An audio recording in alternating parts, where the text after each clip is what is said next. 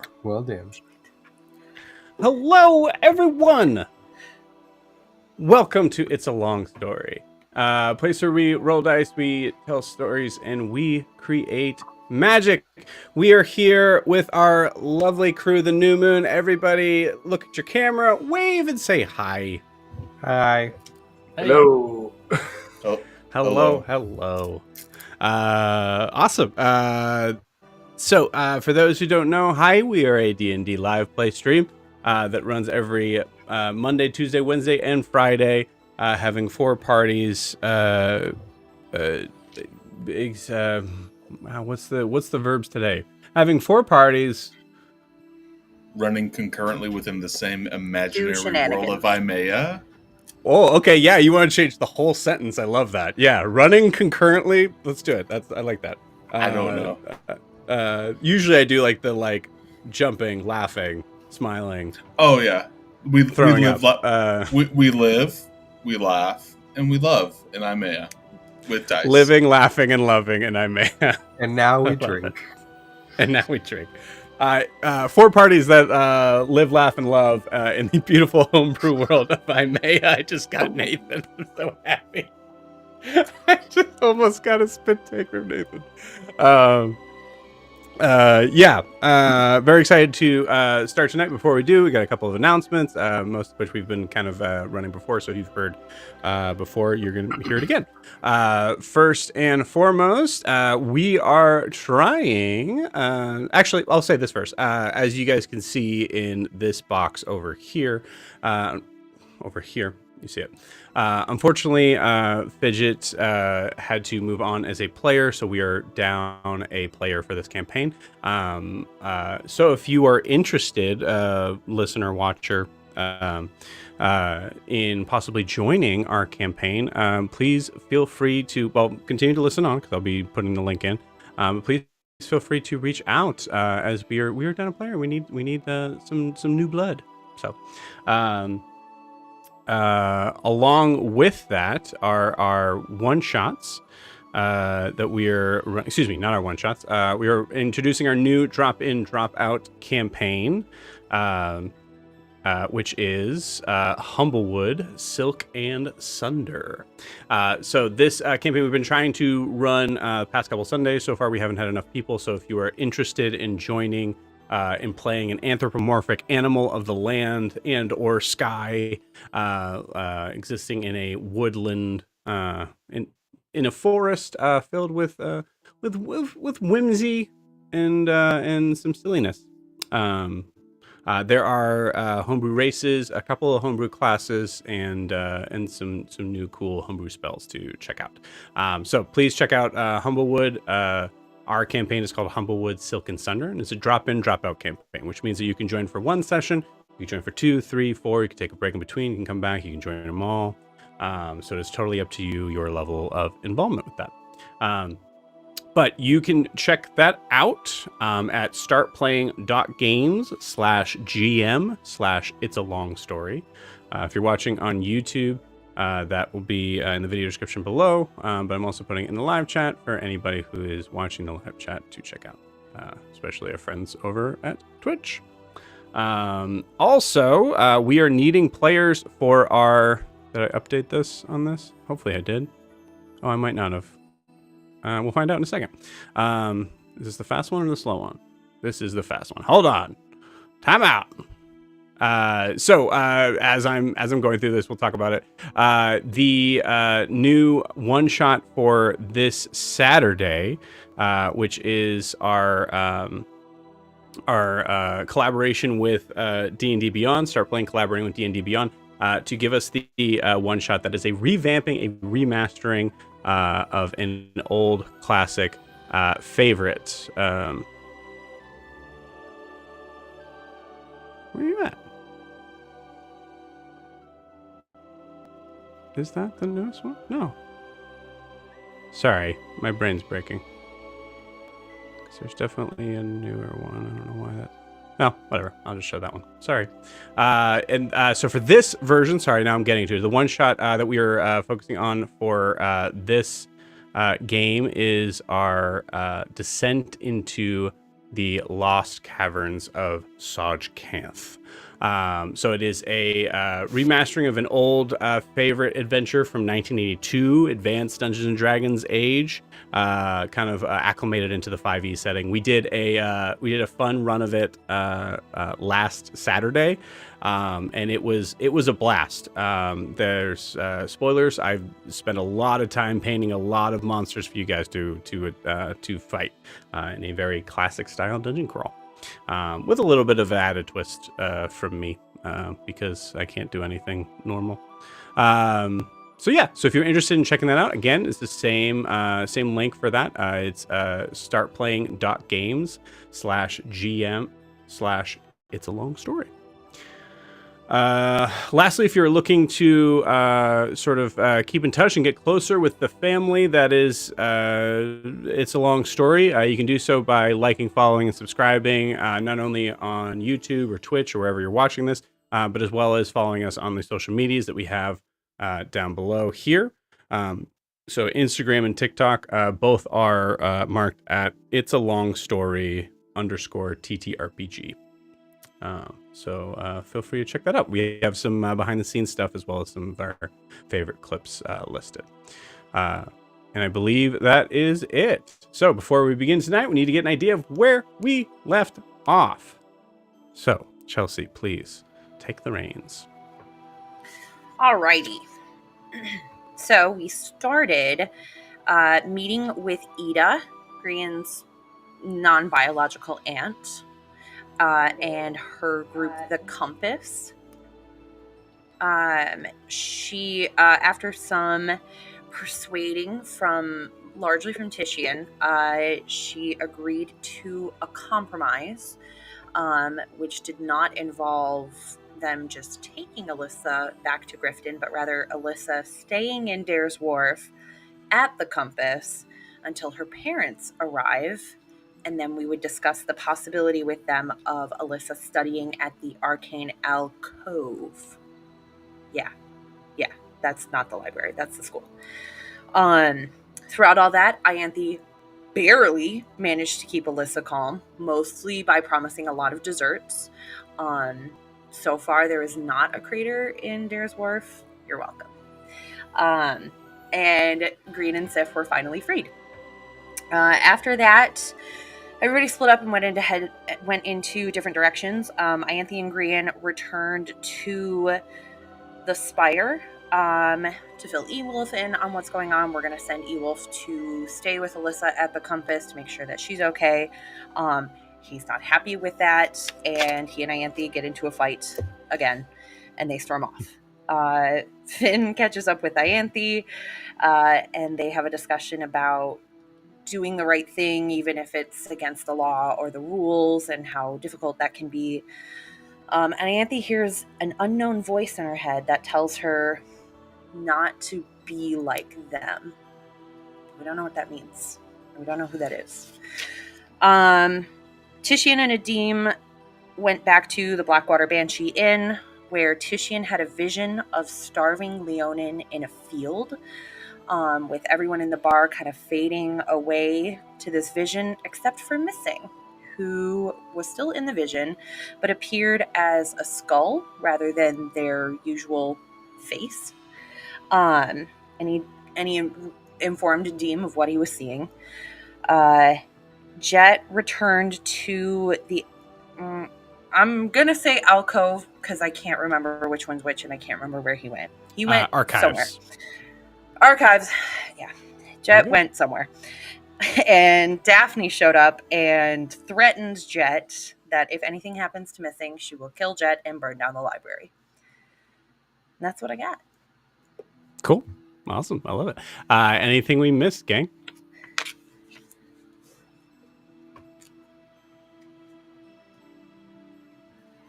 Sweet. All right. Well, without further ado, let's dive in. So, I think what we'll do on this. So, a lot of times we've done this a little bit differently in the past, where you have everybody roll like a non-combat initiative to sort of see where everybody's sort of at on there. I think, for simplification's sake, I think we'll just start from left to right today, as we are moving on to the next morning in Dair's Wharf. So, we'll start with Ianthe. Ianthe. First off, I'll say, assuming that you're taking your long rest, about what time do you think you wake up?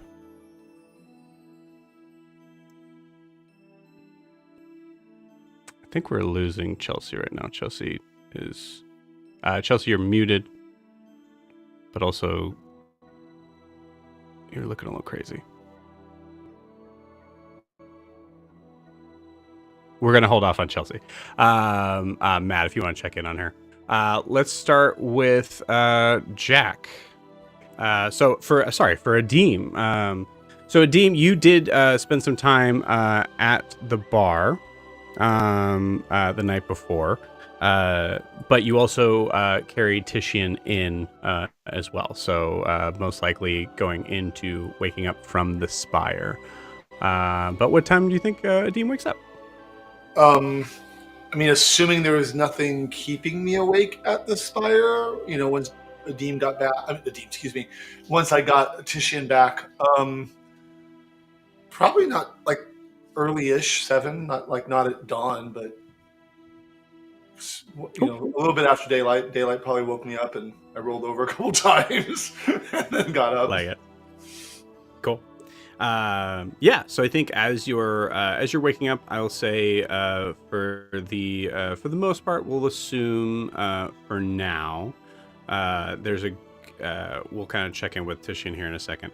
I'd say for now, we'll just put it this way: what is Adim thinking about as he's waking up? What's on Adim's plate for the day?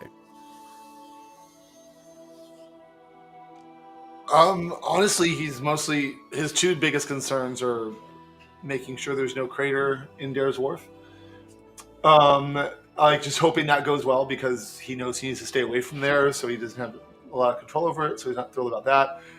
He's also really concerned about Titian.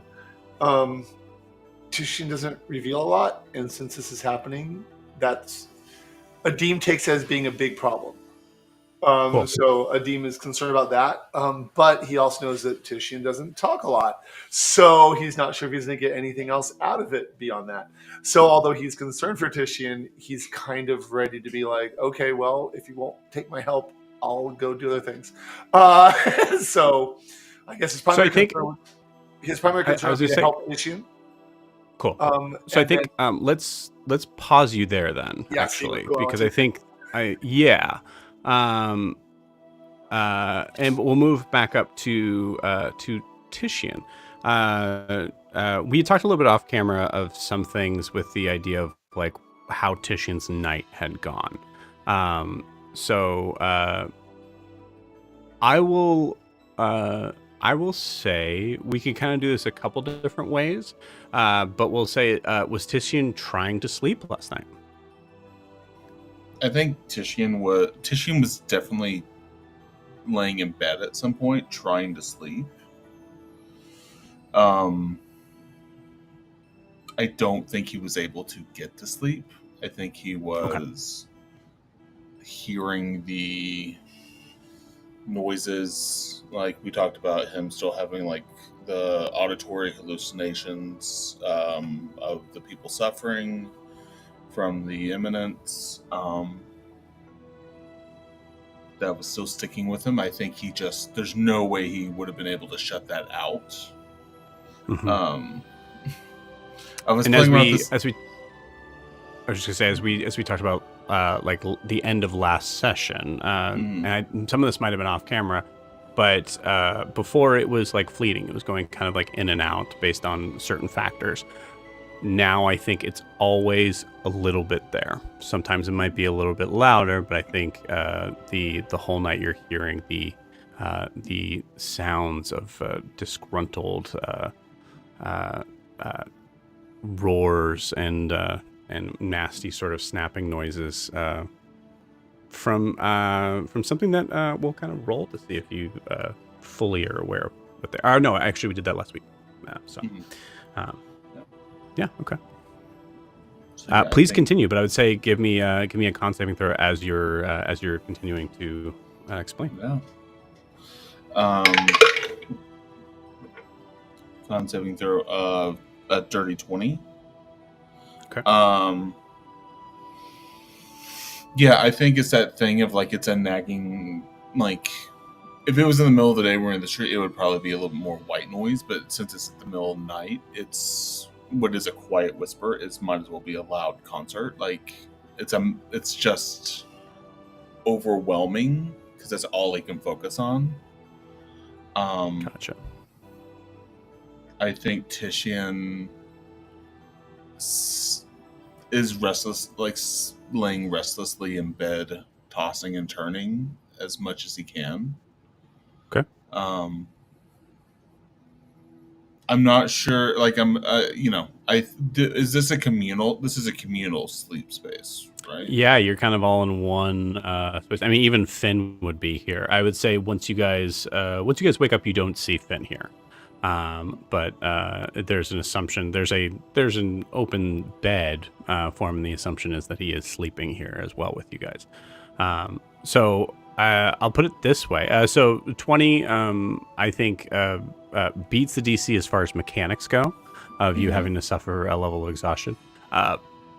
Obviously, if you decide in character that's something that you think Titian's dealing with, you can obviously just feel free to say, I take it. But we'll say with Adim waking up, where does Adim see you right now? Or what do you look like? I will take that level of exhaustion. You got it. I don't think Adim would see Titian in bed at all. I think partway through the night, Titian made his way up into the upper level, I'm going to say religious space. Mm-hmm. The church-like space, a part of the spire. Yeah, I like that answer. Yeah, religious. And I think Titian is just sitting there quietly mumbling to himself. I think if you were to walk up to him right now, you would just see bags under his eyes and him just sort of sitting there trying to figure stuff out. Okay. Did you guys have... No, it's definitely me. Maybe? Anybody else notice Matt glitching out for a second? Could be me. No? Okay. All right. No. Sound-wise, okay, cool. We'll deal with it. I'm gonna check a couple things on my side, but yeah, okay. So Adim, you notice as you wake up that there's an empty spot where Titian would be laying, and it's just like a heavy imprint in the hay there. And so, are you asking me what I would do next? Is that Yeah? Okay. I was like, okay, I see that. I think, given his concern and assuming everybody else is asleep, first thing he'd do is walk over to the bed and put his hand on it. Is it warm? How long has he been up? I would say he was in bed half the night, and once he knew it was not going to happen, he got up from there. So it's probably been empty for 2 to 3 hours. So he feels a cold bed. Okay, so he feels a cold bed. Then Adim's going to use logic and go to the farthest place with no doors and work his way to the place with doors. So he's going to go upstairs first. Yeah. Cool. Assuming he sees Titian there. Yeah, I think you do. I think we'll kind of take it from there. One thing I want to check in with is where Grian is in this moment. Grian, do you think you're awake here? So this is about 7 a.m., right? Yeah, I would be waking up to go with Ianthe and Ewolf back to the compass. Okay. Right, but so sorry. Are you awake this morning? Do you think you're awake around 7 a.m. or are you? Or sorry, you're saying you're at the compass. What did you say? I'm sorry. I am waking up with Ianthe and Ewolf to go to the compass because I know Ewolf was like, "Well, I'm going first thing," and Ianthe was like, Right, "Well, I'm right, going okay. first thing too," and so I'm just like, "I'll Right. go Okay. too." So Yeah. Okay. So so that question still stands. Do you think you're up at 7 a.m.? If Ewolf is up and making a huff, then I would wake up because I'd probably listen to him like shuffle everything and put him in the bag and like. I'm gonna give you the reins on this as Ewolf's the NPC. You tell me. I mean, probably sun's up, I'm up, so Cool. as that's my Okay. shtick. So here we So go. I think you see Adim. Sorry, gang. My internet is. I'm gonna back out and come back in, gang. Sorry about that. Sounds good.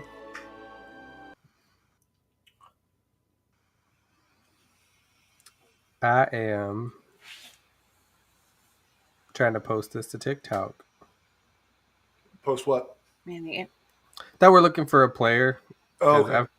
if I post it on my like dice page, I was like, I might get the right audience. Fair. Okay. I think we're back. Okay, that looks a lot better. Yeah, there's a weird hiccup on my speed test here. Cool. So apologies. I want to make sure I got everything you were saying. So assumption is you're up. You see Adim. We'll say like kind of like on your way out on this. You see Adim like over by Titian's bed, noticing that he's not there. We'll go from there. Ianthe, do you think you're awake at this point? Yeah. I think I would have Okay. intentionally positioned myself where, because she's not a morning person. So I think I would have positioned myself where to get like maybe downstairs, like maybe I'm sleeping right at the top of the stairs. So to get out, you have to trip over me. Okay. Make sure that I'm up on top. Cool. Yeah, not that much difference in the level of comfort, honestly. So you probably just No. like maybe like took some of the hay and just like put it out in front of the door. Okay, good. Yeah. Probably really obnoxiously while glaring at Ewolf the whole time. Like, you think you're going without me? You're not going without me. Cool. Yeah. So actually, we'll do this. So assuming that Green is up. Okay. Yeah. Green, you have to wake up Ewolf.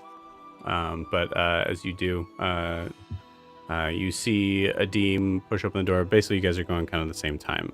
So as you push open the door, thunk, you knock into a body, which would be Ianthe. I was like, the one previously mentioned, or is it a dead one? Right. So Hard to say. okay. So Adim hits Ianthe with the door, or I hit the Ianthe with the door? Adim, we'll say. I'll do it. Sure. Yeah. Don't. It's an odd place to sleep. Just walk over her and keep going. Cool. Good morning. Thank you for not As I'm going stepping on my upstairs. fingers. Yeah. Notably, I think there's also a point earlier in the morning, Ianthe, that you had this happen again from Titian, and you just probably just like went right back to sleep. So Yeah. Titian stepped on my fingers. incredible. Yeah. So we'll say okay. So just to make sure now we kind of know where everybody's at in there, because we'll start to kind of run from there. I'm gonna take a pause with Jet. So don't worry, Nathan. We're gonna come back to you here in a second. Okay. So we'll start with Adim and Titian. You guys are. Where does Adim find Titian right now? As I'm picturing the space, and I think I remember you. It's sort of a church, auditorium with pews lining it. I imagine It's not. No, it's way more like a yoga room. more like a yoga room. Okay. Yep. Then I think Titian is in the room, but where like the central focal point is of the space, which I think is he's actually against the wall, all the way in like Okay. the back corner. Like he's in the room, but like if that makes sense. So I think a dean would happen upon him sitting back there by himself. Cool.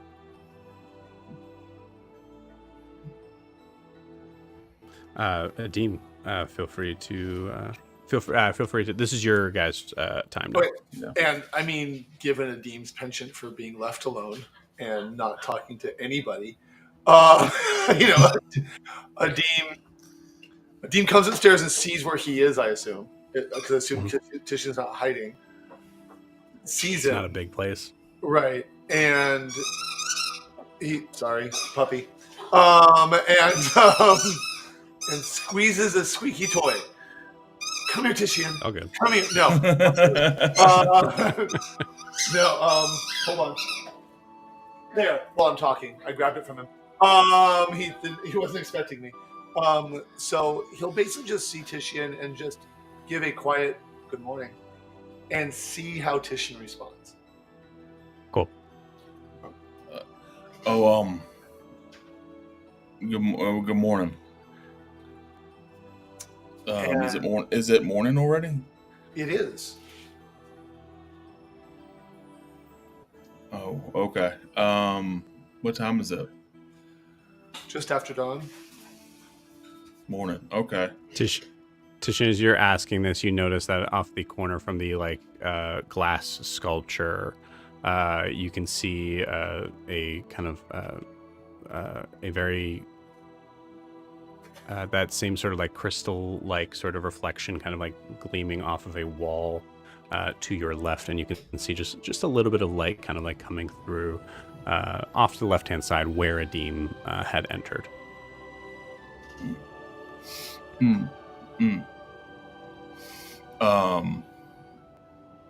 Hey, thanks for getting me in last night. I really appreciate it.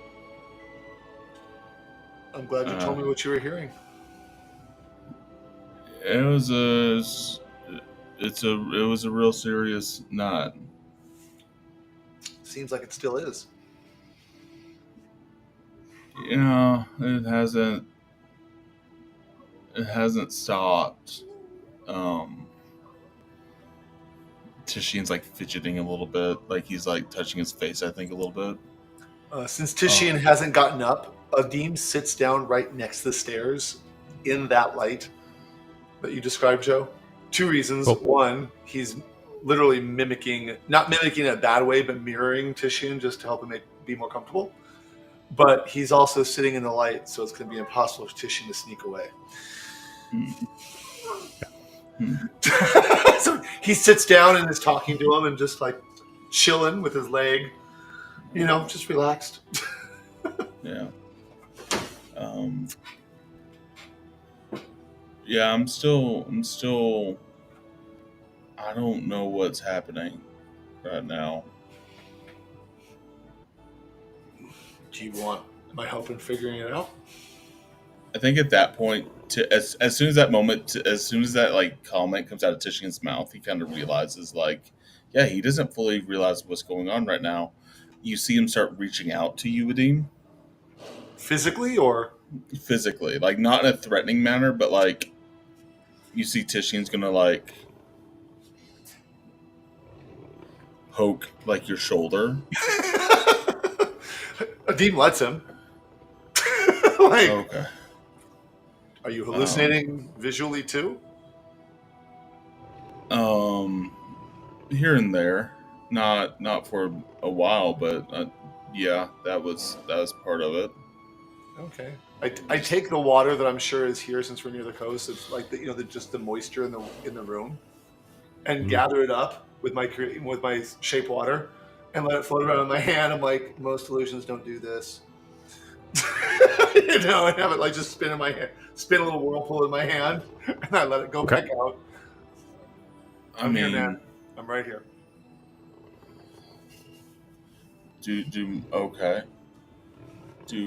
Okay. Yeah, yeah. What? What's happening? I would love to help you figure this out if you want my help. Yeah.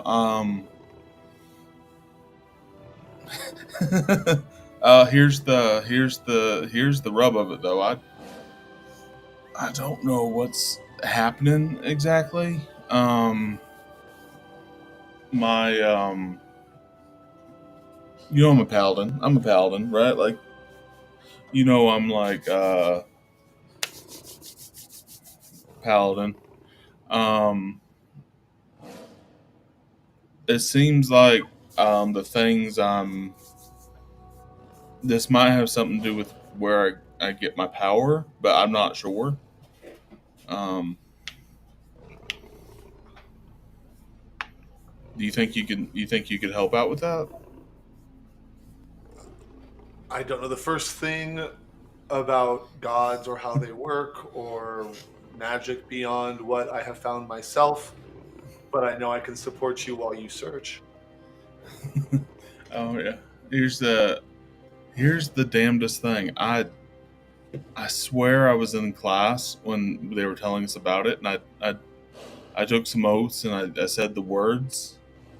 I didn't really pay attention that much, so I don't really know what's happening either. Um, um, yeah. But I definitely am hearing it now.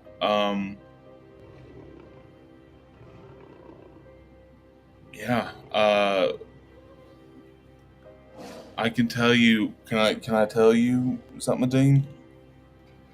Lay it on me. The real fucked thing about this, Sure. and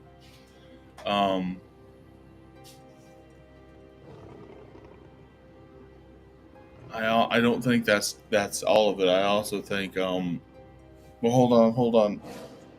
If I tell you, you're not going to tell anyone else, right? Well, I'm not really a fan of secrets, but it's not my tale to tell, so. But if I tell you, you're not going to tell anyone, right? Like I kind of really need you to say that. Unless your secrecy puts somebody in danger, I don't see a reason why I would need to tell.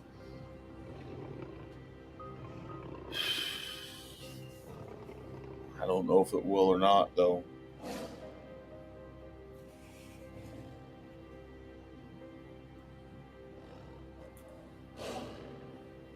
I think I wonder if Missing has any news on this. They seem mystical. Maybe we should talk to Missing about this. You two seem to get along? Yeah, I like Missing a lot. We're pretty good friends, I think, by now. Hopefully, at least decent acquaintances. But Adim smiles and says, I was partial to Bud, but okay. What was that, Bud? I said I was partial to Bud. The little kobold in that group. Oh, sorry. It's been a hell of a night. I'm sorry. I'm not. Okay. Titian, roll me a wisdom saving throw, I think. Actually, charisma saving throw. Charisma? Okay, that's a 22. Can I just choose? Can I choose to fail these? Yeah, okay. Absolutely. Yeah. I kind of, the reason why I'm doing that, Joe, is because I kind of see this as like my character spiraling. So like narratively, I don't think it makes sense to like, now they're going to save. You're having trouble hearing Adim from the roars. Right.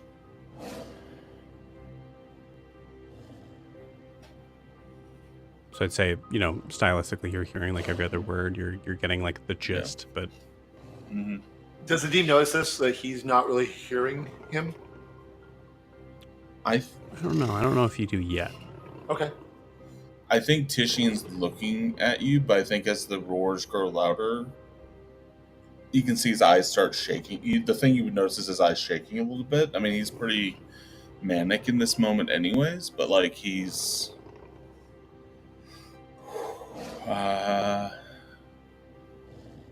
What was that, Adine? Where exactly is Titian? Is he around? Like, he's across from me? He's so he's up against the wall. You could be if you're across from him, you wouldn't be up against the wall. So you'd be kind of like in the middle of the room. I'd imagine he's in the back left corner. So like truly, there's probably some sort of I imagine some sort of like cylindrical sort of statuette in the corner. So you can't be like pursed up against like the wall, both walls, Titian. But I think you're against the back wall, and like every once in a while, I think throughout the night or throughout however long you've been like your head's been like kind of like you've been going in and out. Yeah. And knocking against that sort of statuette on like not a mantelpiece, but yeah. I shift my position such that he can't see my right hand. Okay. Just shift naturally. And then I activate the stone for everybody but him. Cool. And I say, well, it's clear you haven't gotten any sleep, Titian. And this is really concerning you, so I think we need to get you some help as soon as possible. So that Grian and Sif and Ianthe all hear that. And then I will deactivate it, so that way if he shifts his position or I shift mine, he doesn't see the stone glowing in the bracelet on my wrist. Okay. Yeah. But he's so dazed, I don't think he'd notice anyway. No, I think Titian's Titian's trying to engage with you, but I don't think he's able to. Like, he just can't. That's cool. He wouldn't even look to check at that. Like, yeah. And then I will literally, if Titian falls to silence, Adim is just there with him. Okay. He just sits in silence. Me? Yeah. That's what you said? Yes. Okay. 8. Okay. Adim's rolling well.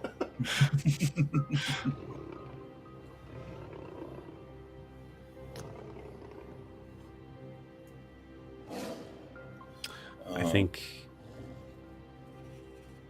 yeah, Titian, what would you like to do in this moment? I think Titian is sort of like, if Adim is doing his best to try to make Titian calm. I am. I imagine Adim is not. I think after a while Titian starts to pick up on that. Like, I think Titian starts to pick up on like you're treating him with kid gloves a little bit. I think. Mm-hmm.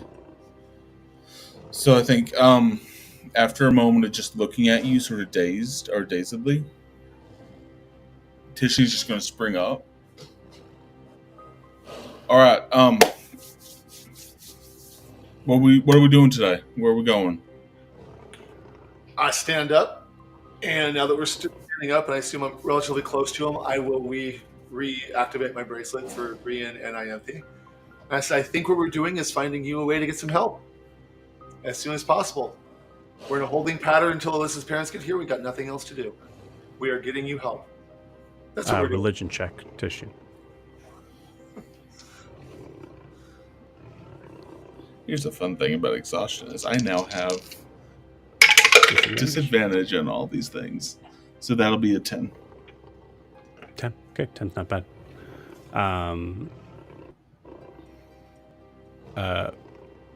I'll say with a 10, pick 1 or 5. 4. Oh, 1 or 5 or 1, 2, 5? 1 or 5. That's how exhausted it is. 1 or 5. 17. That's how exhausted. Yeah, that's how exhausted it is. Yeah. 15. 5. 15. We'll do 15. We'll do 5. Okay. All right. You with a 10, you hear in your mind as a demon saying, "We're gonna go and try and find you help."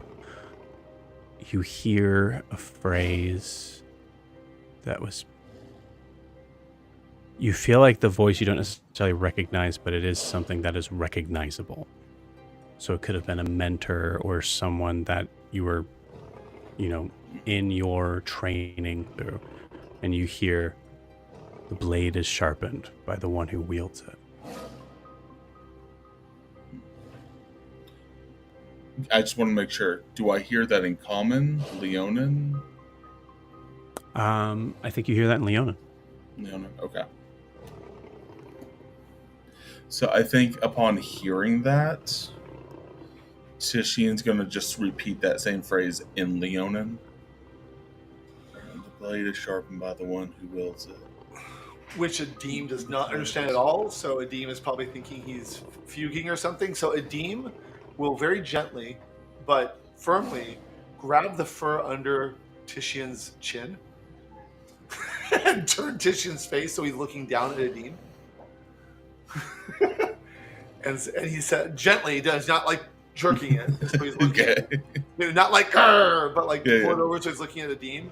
And Adim very calmly says, "Last time we had a heart-to-heart, we agreed I wasn't the captain. Now I am. Let me help you."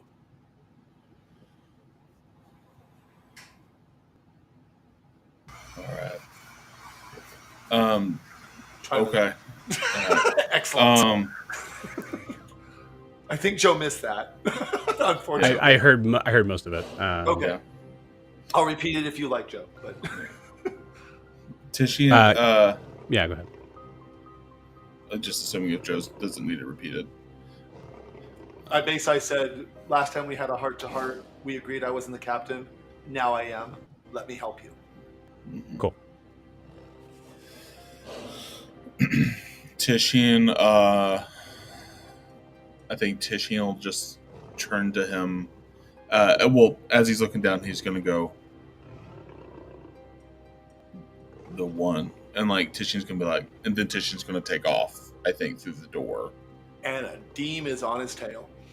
I want to make it clear, Titian's not trying to get away from Adim necessarily. Mm-hmm. I think he's just like, he heard like bits and pieces of what you said, but like he's okay. I gotta go. Like he's gonna go now. And Adim, as he's going behind him, turns on his bracelet again and says, "Okay, I'm with you, Adim, wherever you go. I mean, Adim, I'm with you, Titian, wherever you go." And then just leaves the channel open for the other two, but only the other and Sif. Basically, everyone but Titian in the group. Okay. Give me one more wisdom saving throw, Titian.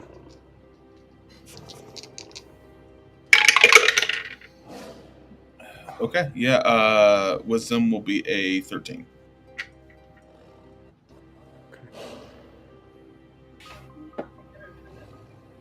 Okay.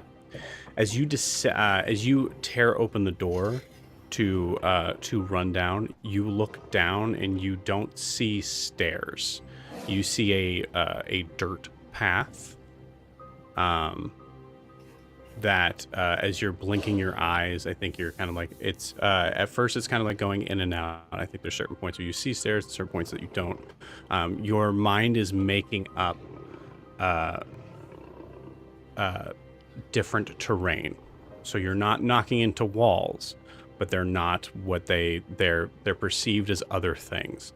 Specifically, in this case, as you look down these stairs that you're traveling down, it looks like you're looking at a completely gray-scaled hillside dirt path. I assume Titian continues to run down it. I think Titian continues to run down it. I think as he continues to run down it, how wide open does this space look? So I think, like in the frame of like the idea, because it isn't wide open, right? You're having to kind of like run through. I think what you're seeing is like a mountain pass sort of thing. Yeah, essentially, yeah. Okay. I'm going to pop a use of divine sense because I think Titian is trying to like anything he can to wayfind right now. I don't necessarily expect anything from it, but okay. As he's used it in the past, like divine sense, that's 60 feet, undead, fiend, any celestial that's not behind total cover.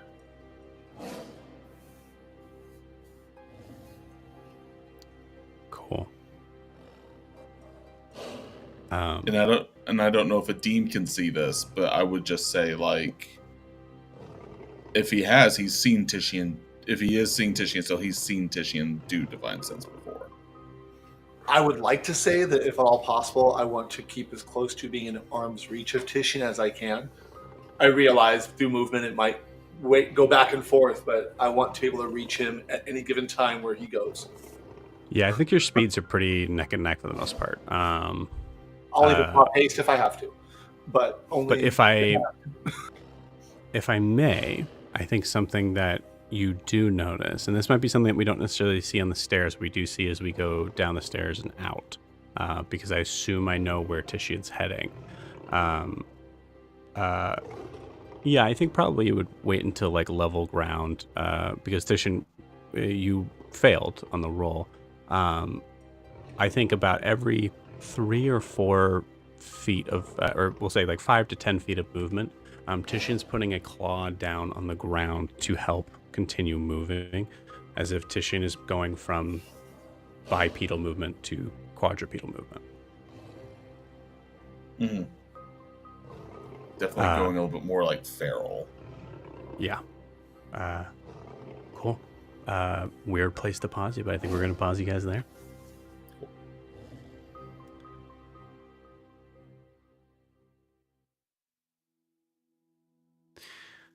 Jet, how do you think your night went?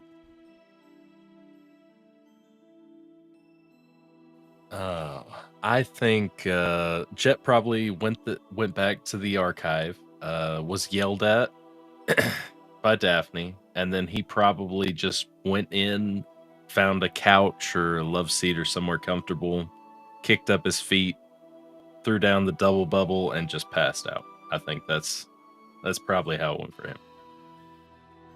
Okay. Cool. About what time do you think you wake up? Probably an hour before dawn. I mean, he's a teacher, so he probably gets up early, plans out what he's going to do for the day, and then goes from there. Cool. So yeah, so I think so. Do you think you have class today?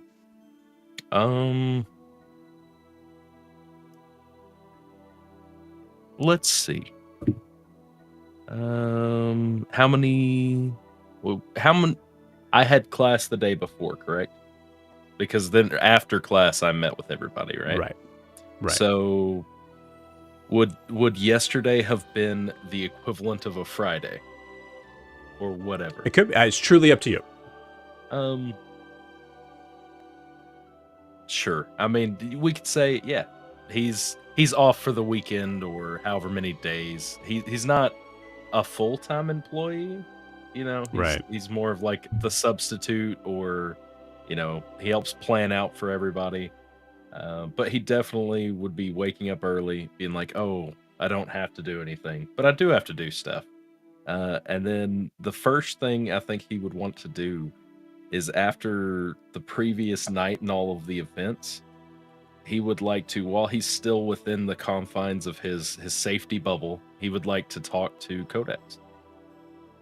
Okay. As just like a heart-to-heart kind of, what do you think? What should we do? Instead of what should I do? You're with me. It's more of what he's going to try to be more open-minded and more, how do we get through this? Okay. Yeah, let's roleplay that. So you wake up, you look around, you still see that you're kind of like in your bubble. You can see out. I imagine there's some sort of like shading of some, it could be a color, or it could be just whatever.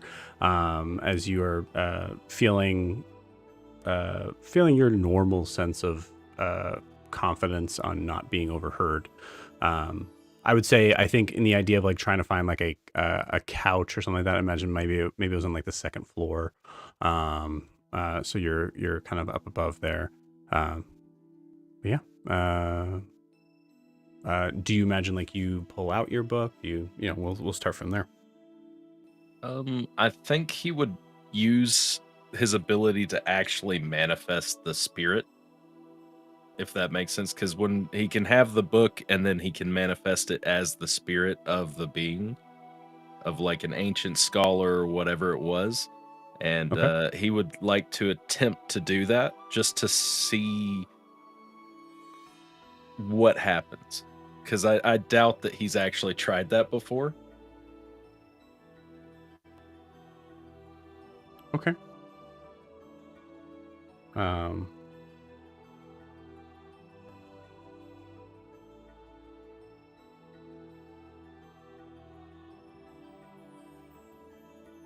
I'll say roll me an Arcana check.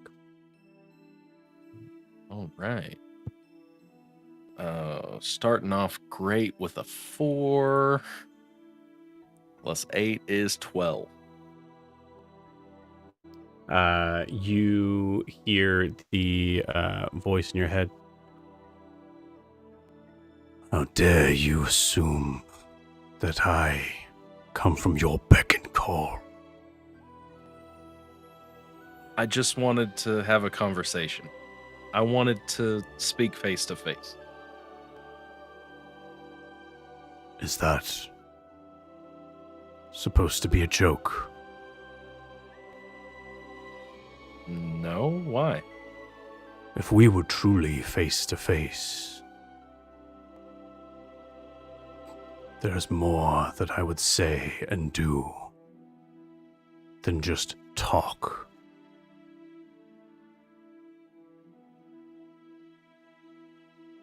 Well, I was trying to be civil and respectful, and I understand that you didn't care for that, so I'm sorry. What do you think about where we are now?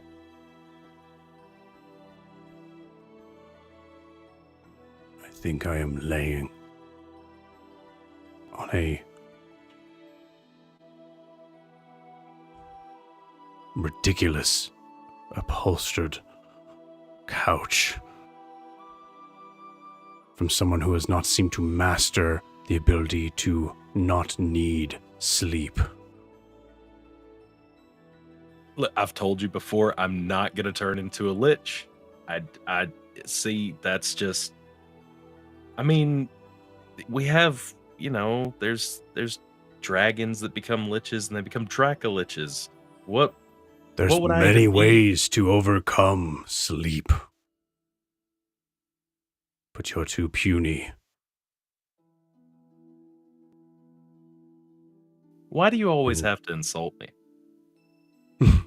You see, the book comes out from like wherever it's being held in this, and like kind of like leans up to you, and you see it starts to flip to a blank page and starts to write out a description of definition of the word sleep, and like starting to kind of like list like the all the things of the idea of like how biologically sleep is supposed to be affecting you, and basically like full on taunting you in the idea of like if you think that you need it, okay, you are these things then.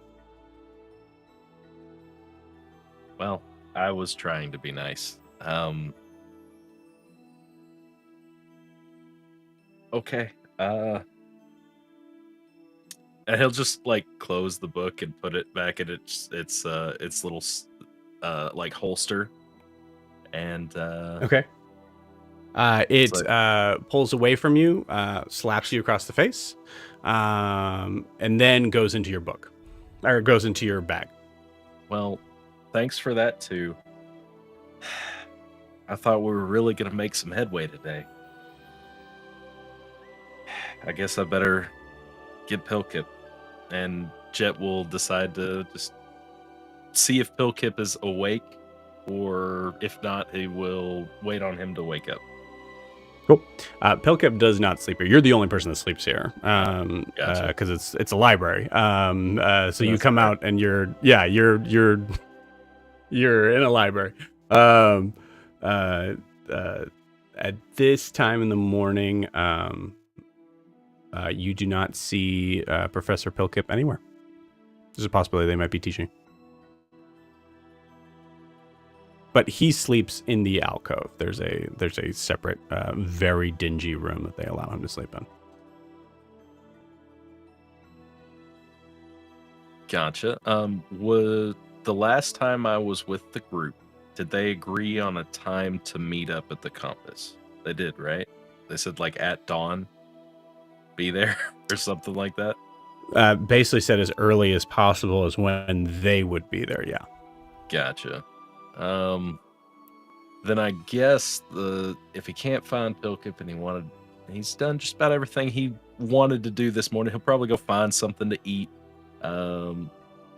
Make some tea and find somewhere to eat, and then he will actually no. He will swing by a bakery on his way, and he will purposefully pick up his favorite desserts, blueberry scones, and he will bring a dozen blueberry scones with him and stand outside the compass until everybody gets there. That's what incredible. He'd be nice. You stop by your favorite breakfast place that happens to also have danishes, scones, things like that. There's a small bakery, and it's Bobbleglee's, of course. So Bobbleglee greets you and seems to be really perturbed by the amount and the answer that you've had. There's the amount of what's been asked of him recently is exciting but extremely stressful. Like business is booming. But it is a very stressed. I would definitely just go, "Oh, well, what do you have to spare?" And then he'll just get like a variety of things, anything that's left. Oh, yeah, I can. So there's, I made a lot of. I have some. I put in an extra order of pancakes because a lot of people just took all the pancakes. There's beignets. And we'll say that you just get an assortment of those things. Yeah, just an assortment of all sorts of things. Does he have at least one blueberry scone, though? He has one blueberry scone, for sure. Chet definitely takes that. You got it. Cool. And you head down the street. I'll say this, as you are... as you're collecting those things and heading towards the compass, give me a perception check. Alrighty. That's a lot better than a 4, but I only get a +1, so that's a 15. 15. Cool. All right. With a 15, you don't notice anyone in particular as you're moving your way about the street. You notice that there are some figures that seem to kind of nod to you. Those figures, I'd say with the 15, you do not recognize. The ones that do seem to be wearing darker clothing, I'd say, like using your sensibilities here, they look like they're people that could probably carry themselves pretty well. They're not wearing like any like sort of like guard armor or anything like that. Yeah. I'd say 15 is a good enough sort of roll that I will allow an insight check from Jet. More wisdom skills. Yay. Well, that's one better. What's my insight? Oh, my insight's +4. So that's 18. 18. Cool. 18, you surmise that with an 18, looking at the figures that are nodding to you, there are people that you've worked with that you may not like fully remember or memorize faces. A lot of people actually get very beat up and scarred around here too. So there's things where it's like there's possible people that are nodding to you that have talked with you that you just don't recognize. With an 18, you know that is not the case. With an 18, you have a feeling that you're being tailed. You're being watched. And no one has like, no one's showing what signs for like what group it is. Nope.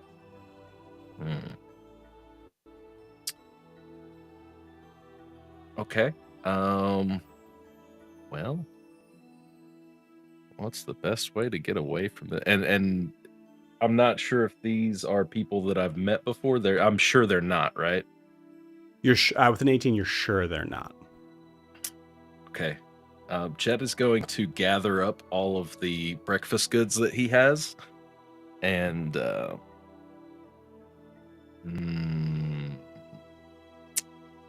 how far away is he from the compass or somewhere that he could think is safe? It's about 30 minutes. How far away would it be if he could fly? I'd say it probably cuts down by 10 minutes, but these are pretty tall buildings too. So there's a, Gotcha. you'd have to be flying over the buildings themselves. But yeah, I would say it cuts down by 10 minutes. A lot of it is truly just distance. It's not necessarily like having to work the grid, so to speak. Well, I don't like being followed. How do I get out of this situation?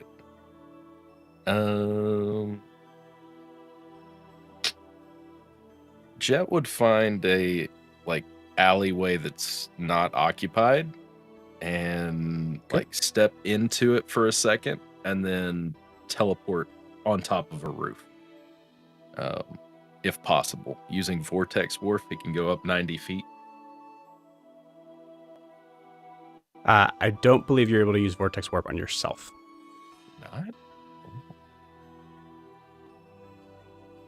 Oh, you're right. It says another creature. Okay. How about... I do have Misty Step. Will that work?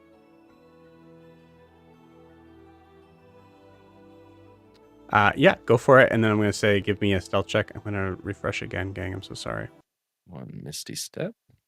And then a stealth check. Oh, great. Here comes a 1. I can taste it. Oh, that's better than a 1. That's actually 2 1s. Like an 11 or a 2? Yeah, an 11. That's 2 1s. Yeah, an 11. An 11? Plus 2. Okay. Plus 2. 13. Cool. Where do you think you Misty Step to? Probably up on somebody's balcony on accident, and then I have to like find my way like up to the roof because Misty Step's not as far as some other teleportation. Right. So it's like he just goes to somebody's balcony. Like he looks around a corner and sees a balcony in an alley, and he's like, okay, and he walks past, dips into the alley, and then goes up, and then like I guess would try to climb to the roof. Okay. Like climb on the outside? Oh, that's strength based. But you know, it is. I mean, you could also just go inside and like try to kind of walk your way up, like apartment style. He would definitely try to go inside rather than he's hoping for a like balcony at the end of a hallway and not into somebody's room. That's a tall order, friend. That's a nat 1. As you walk in, you see an old woman just seemingly getting out of the tub. Has like a full-on like hairnet sort of thing. Comes up with,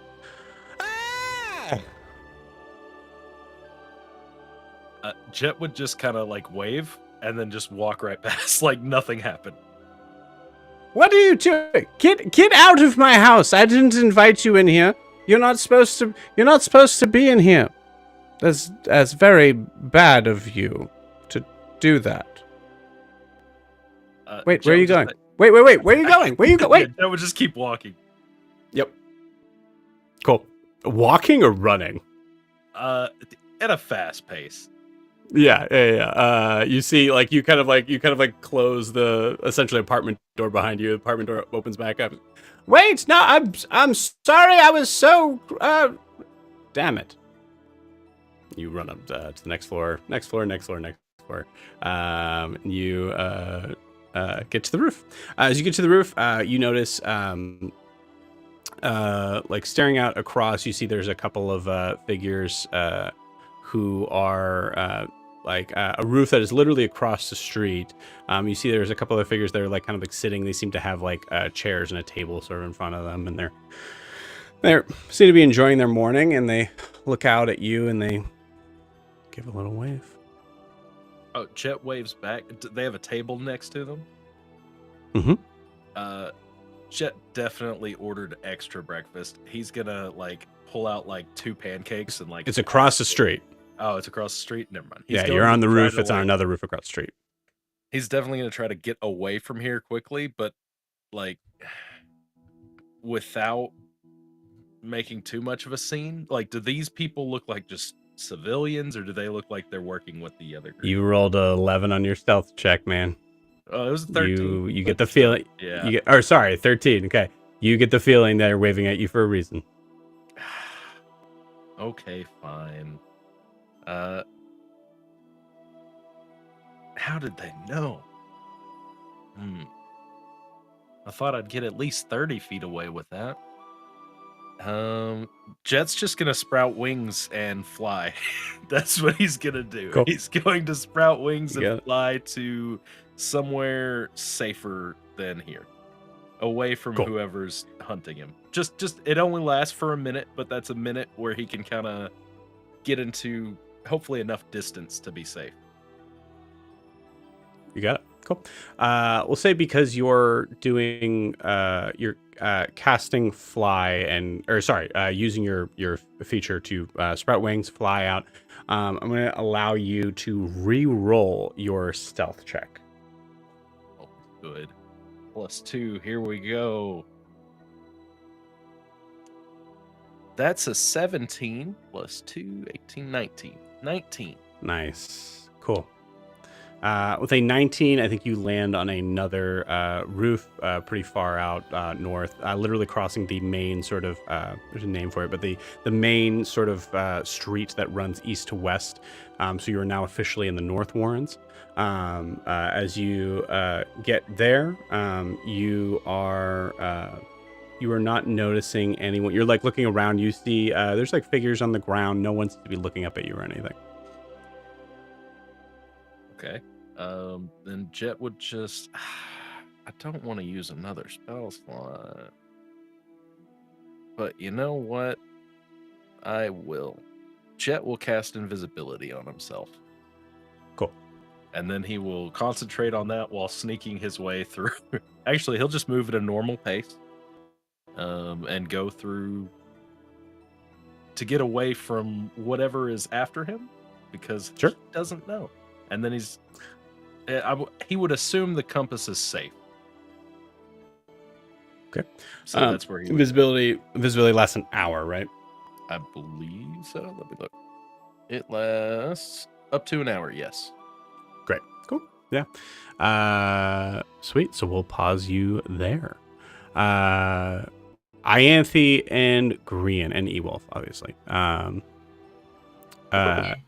You were I think we just kind of get to you guys kind of like walking along the street. Say we see kind of the spire in the far distance behind you, but you haven't really gotten far in this. There we go. Brandon, for some reason you're getting I'm getting a super amount of background noise. Not sure. Does it sound like a fan? No, maybe as you're talking, it might die down. It might just be like a noise thing. Yeah. So you see, walking with Ewolf. Ewolf is actually, let me see how Ewolf's doing. Okay. Ewolf is. I think there's a moment where Grian, you're looking at Ianthe and Ewolf, and neither of which I think Ianthe is on one side of you, Ewolf is on the other side of you, and neither of which seems to be wanting to look in your direction at all. Which is to say, look at the person across from you. Look at each other. Yeah. So, do we need to stop off for any sweets or anything for Elissa, since it was promised to her? I did promise pastries, or desserts, but So I think we should look for something. I kind of want to find something like fancy little cakes or something, just something fun. So I don't know. Do you know of any that are maybe a little fancier? What would I get with I don't know, 19 for history? If I know of anything in the area. I truly think, I mean, 19 of the history is not bad, but you haven't been here in, what, 20 years? Right, disadvantage. So disadvantage. Also 19. Two 18s. Okay. Best rolls of the night. You're aware of a as far as breakfast shop goes, obviously there's Baba Glee's. But also you know that there is one in the North Horns that I think there's like a moment where it's like it's a place where you're kind of like just remembering now and wondering like, who is that place still there? Because you remember getting does anybody know what a flat tire is? I think they're also called like elephant ears. I know an elephant ear, yeah. Yeah. Yeah. They might be a little different, but essentially kind of the same sort of idea. Like it's a bakery. And it's in the North Warrens. I'll come up with a name here in a minute. Yeah. I think there's one in the North Warrens. My parents took me there once for my birthday, since it, just happened to be here at the same time. It was a while ago, so I'm not sure if they're still here. I mean, we can check that out first if we're gonna do that before we get there. Ewolf, are you comfortable with that? What? Are you comfortable Yeah, stopping off? that's Okay, fine. cool.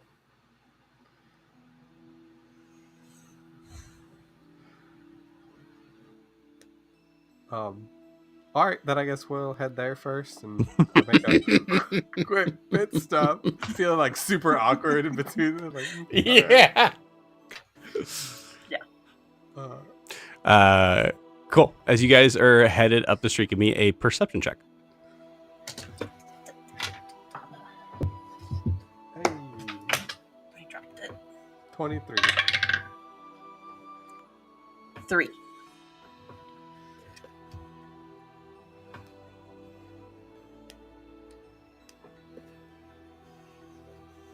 Uh, 3, and then what did Green get? 23. 19 plus 4. 23? Yeah. Great. As you guys get to about where, like just before pretty much where the main street is, you hear a shout from a nearby building. And about with the 23, I think you see about maybe about 40, 50 seconds later, you see a winged creature take flight on a roof. 23 is pretty good. You see Jet taking off, flying off a roof.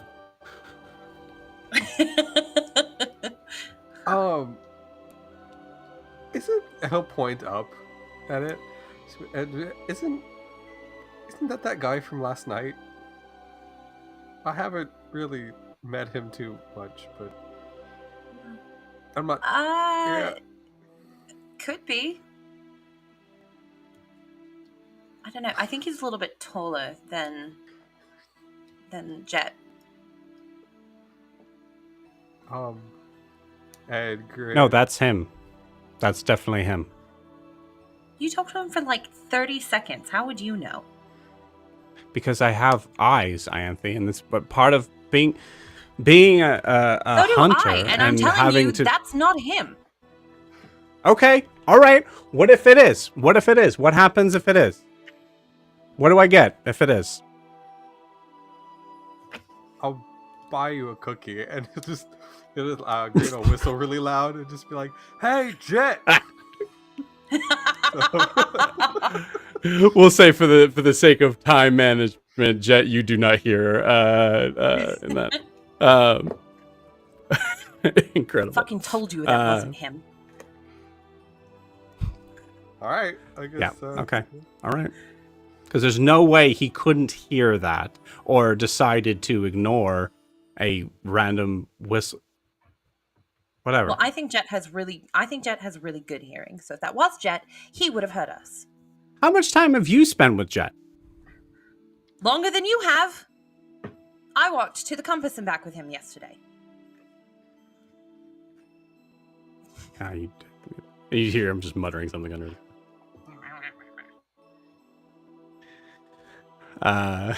You're like, yep. Well, Have you guys heard of divorce? And just to keep walking. Cool.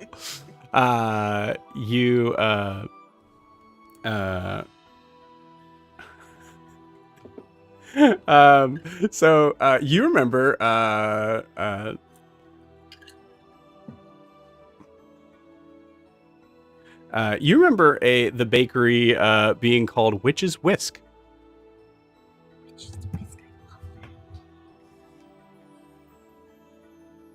I think yeah. I would stop and ask someone for directions. Okay. You rolled a 19 twice. You know where this is. Honestly. Okay, never mind. We're gonna keep walking then. I think on the way to fill the awkward silence, and slash to like stop the fighting, because I feel like if I shut up, then it's gonna happen again.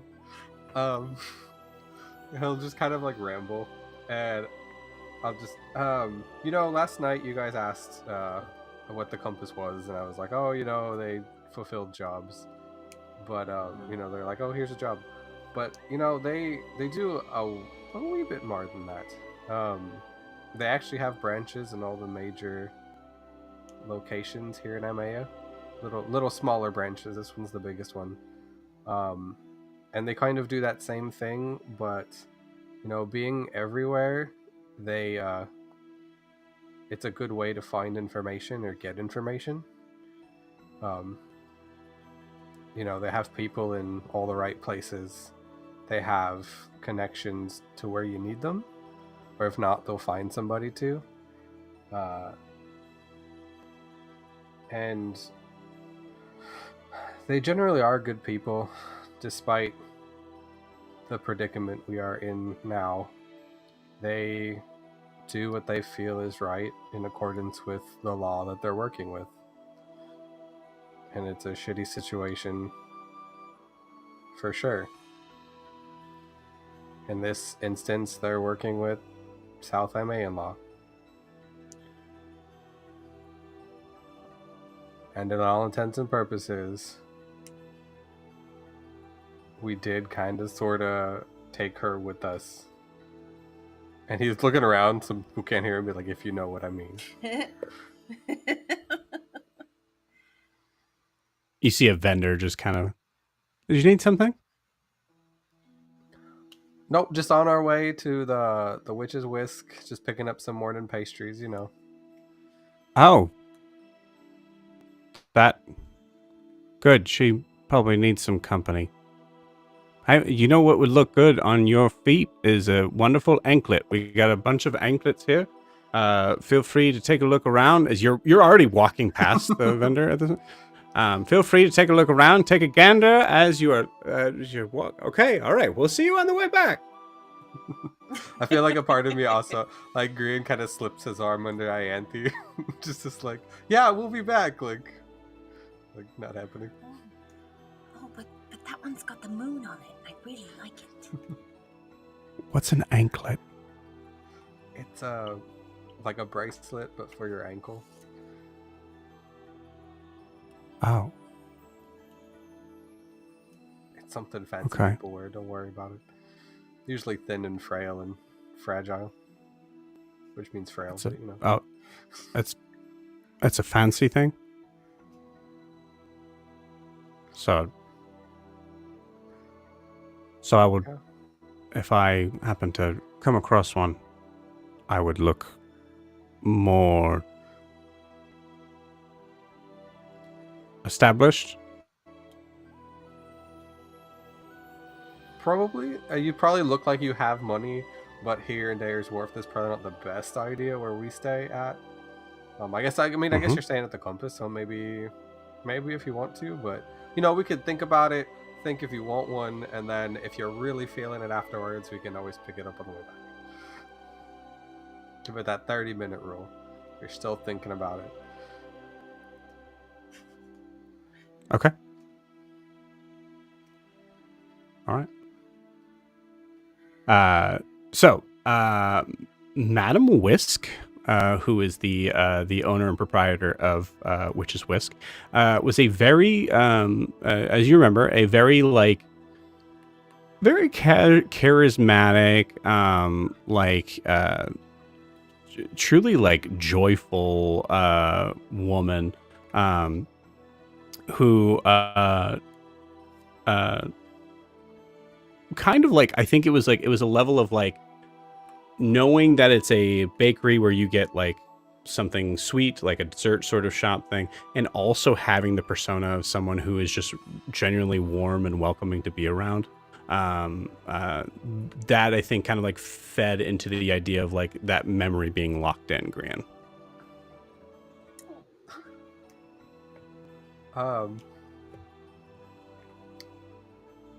I guess I'll open the door, and I assume that ding ding ding ding.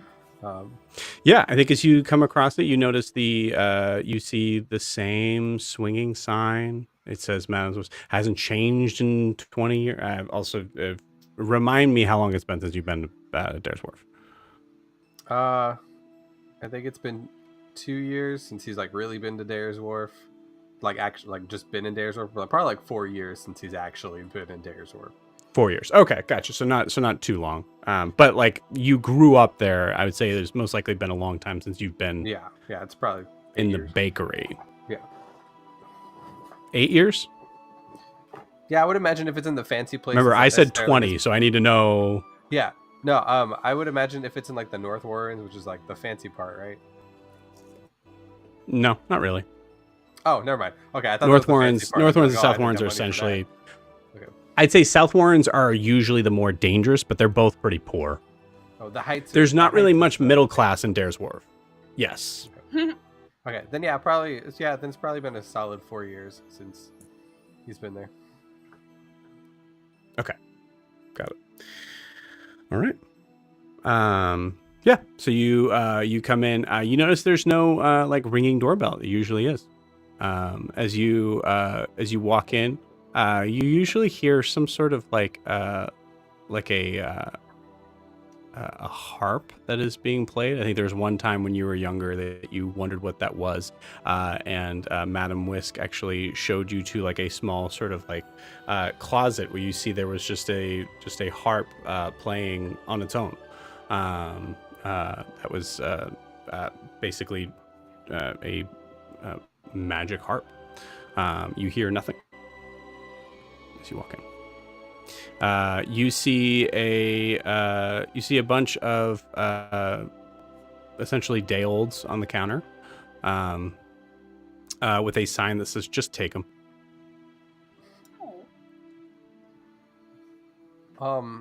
And you don't see Madam Whisk anywhere. Yeah, I'm gonna call out to her. Hello, Madam Whisk. Yeah, just. That's what I got. Take them. You don't see, you just hear a voice. I'm sorry, guys. This place used to have a little bit more oomph to it, a little bit more life.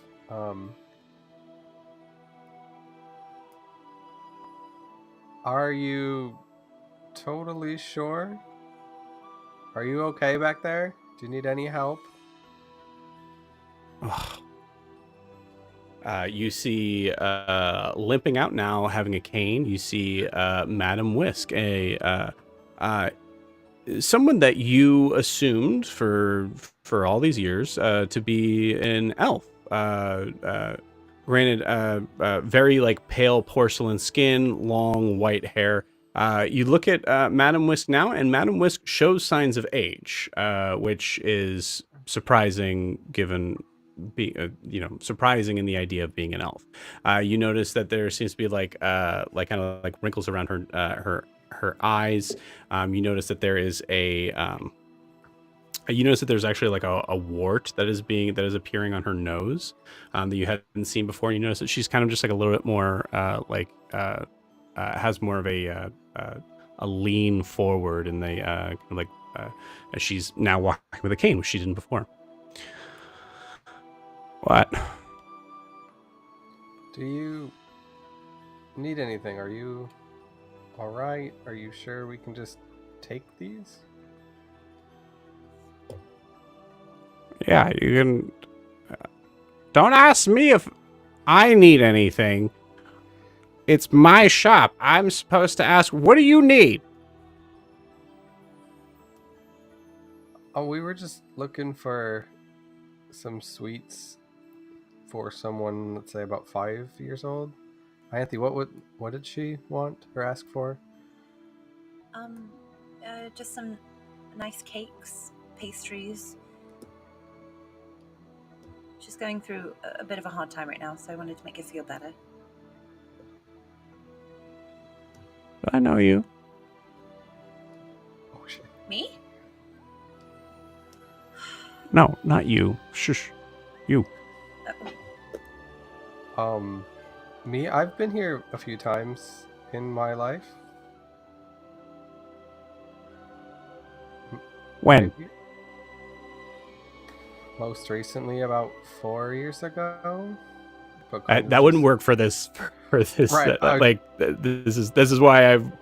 Yeah, I'd say it would have to have been at least 8 to 10 years since you've been here, in this bakery.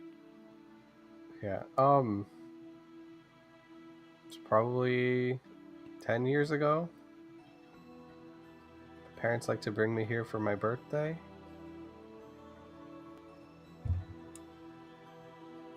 I'll be damned. Korean. Yep. That's Is that you, Korean? Yeah. All grown up, Korean. Come here. And you see someone who like truly in their form that you remember from 8 to 10 years ago, like looked in her 20s. You see a woman come up and grab you and bring you in for a hug, and she smells awful.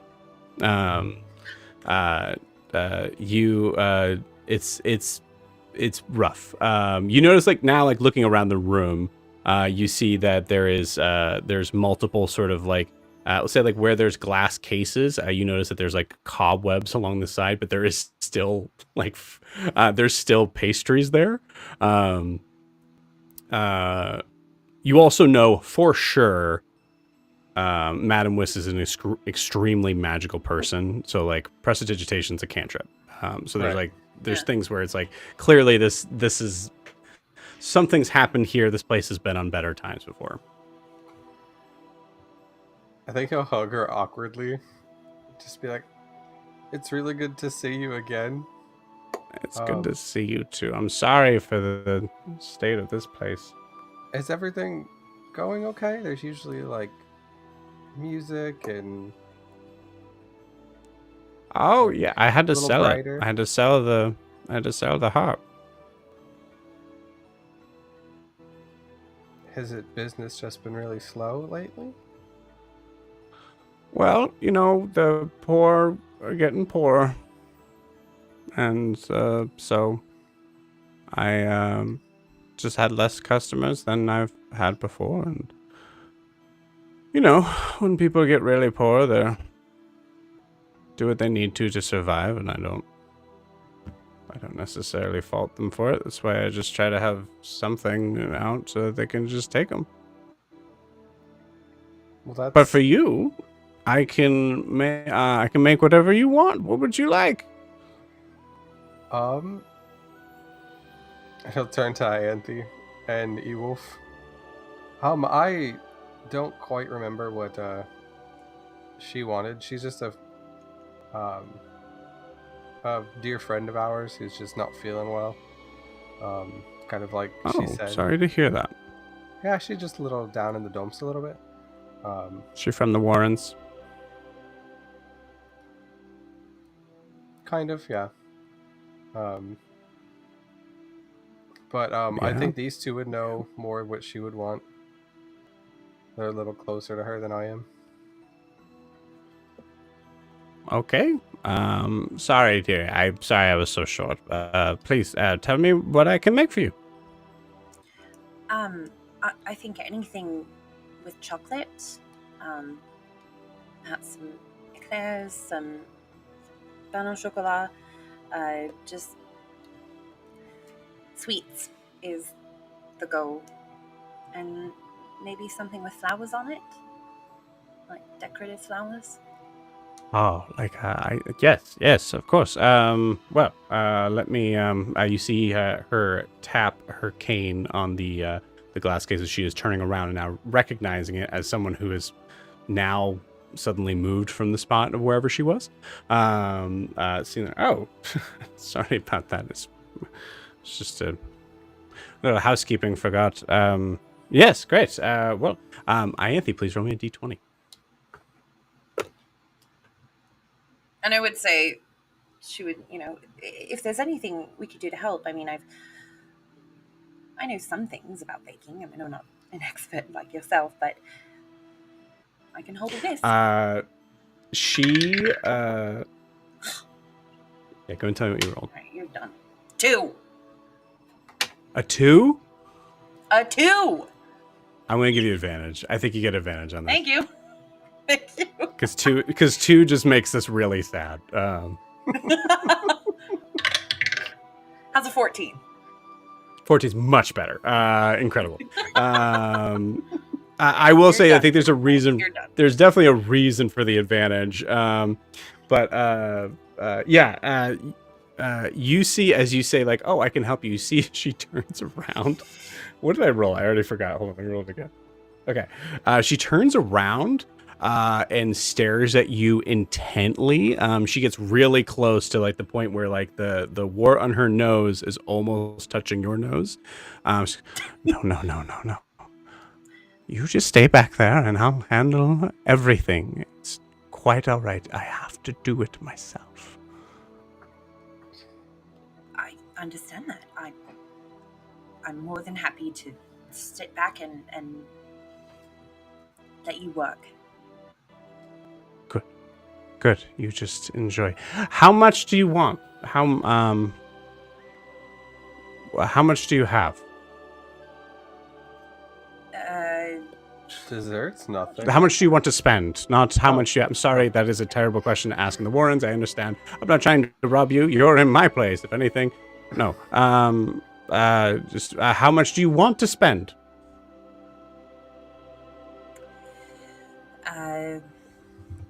20 gold, perhaps? Yeah. I'd love to take as much as we could carry. Yeah, no, 20 gold's good. We're headed to the compass too. That's where she's staying, so maybe some extras for the people there, you know. Sure, 20 gold. I'll get you.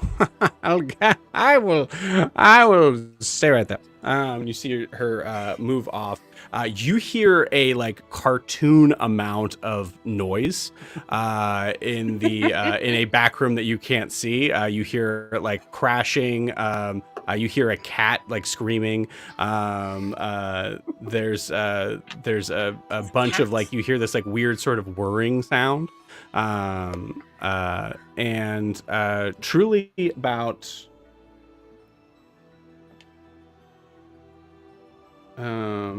why was I rolling that? That's not what I want to roll. Hold on. About 15 minutes later,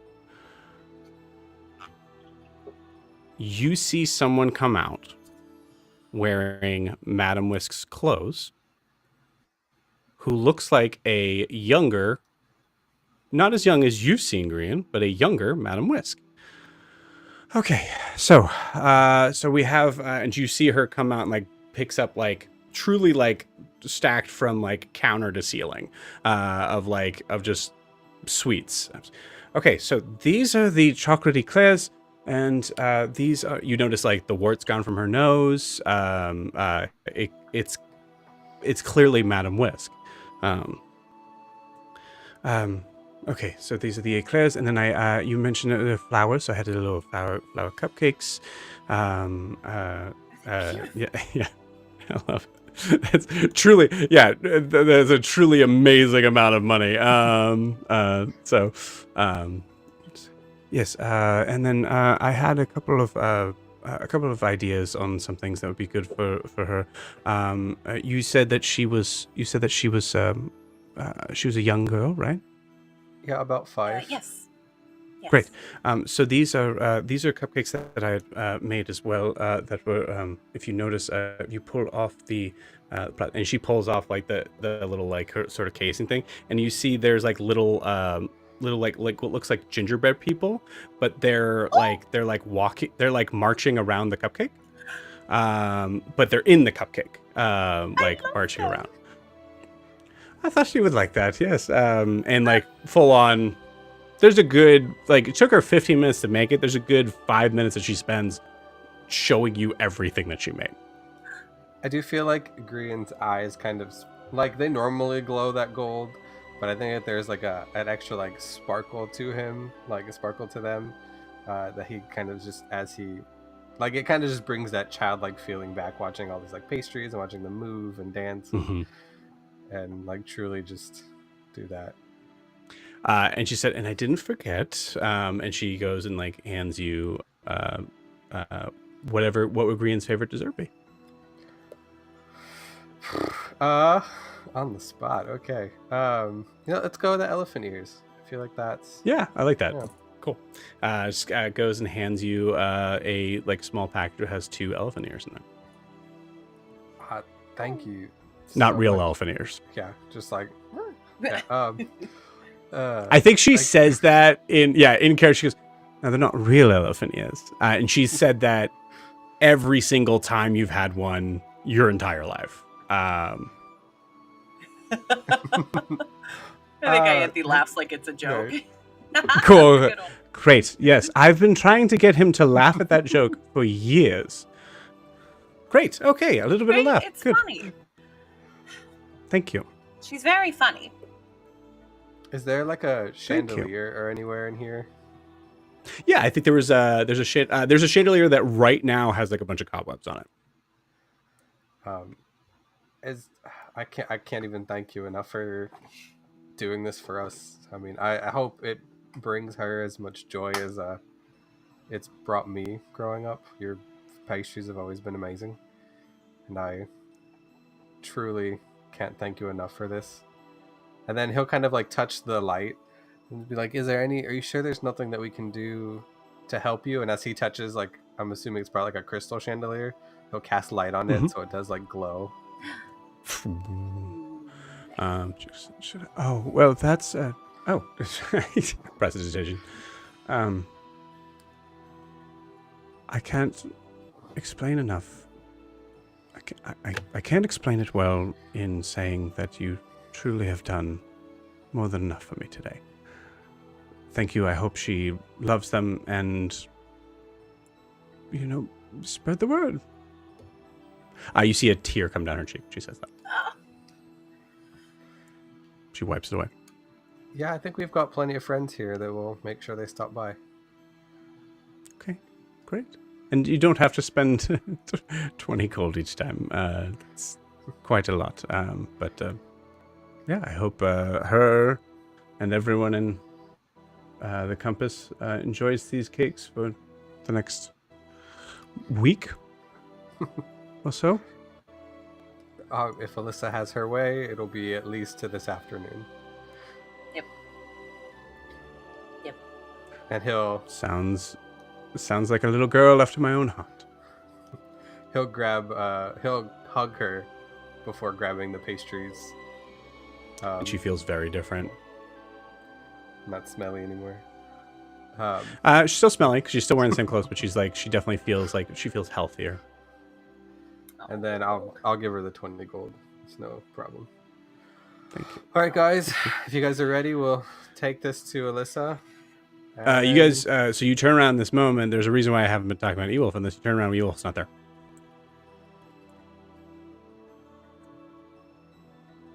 That he really is Why gonna did- make us carry all this by ourselves. Ugh. Who did? Oh, there was Oh, the I'm third sorry, person that was with us. Yeah, he's being moody. Well, when I came up, I only saw 2 people. What? I swear he walked in with us. You recognize at this moment. You think of like there was no dinging doorbell, so when you open the door, you were pretty sure that everybody came in, but you can't be certain.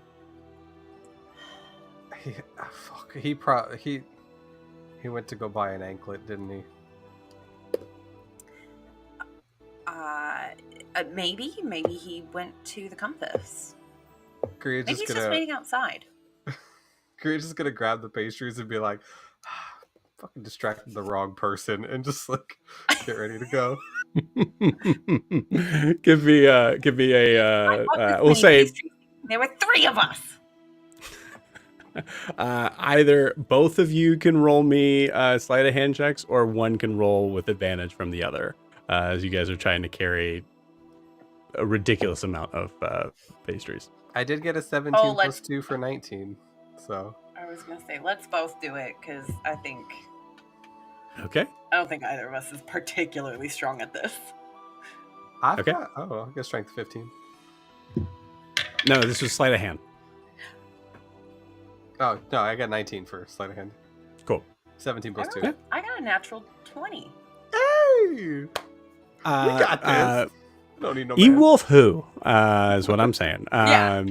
You I'm fully doing the like when you refuse to bring in the groceries in more than one trip. Oh. So Oh, it's yes.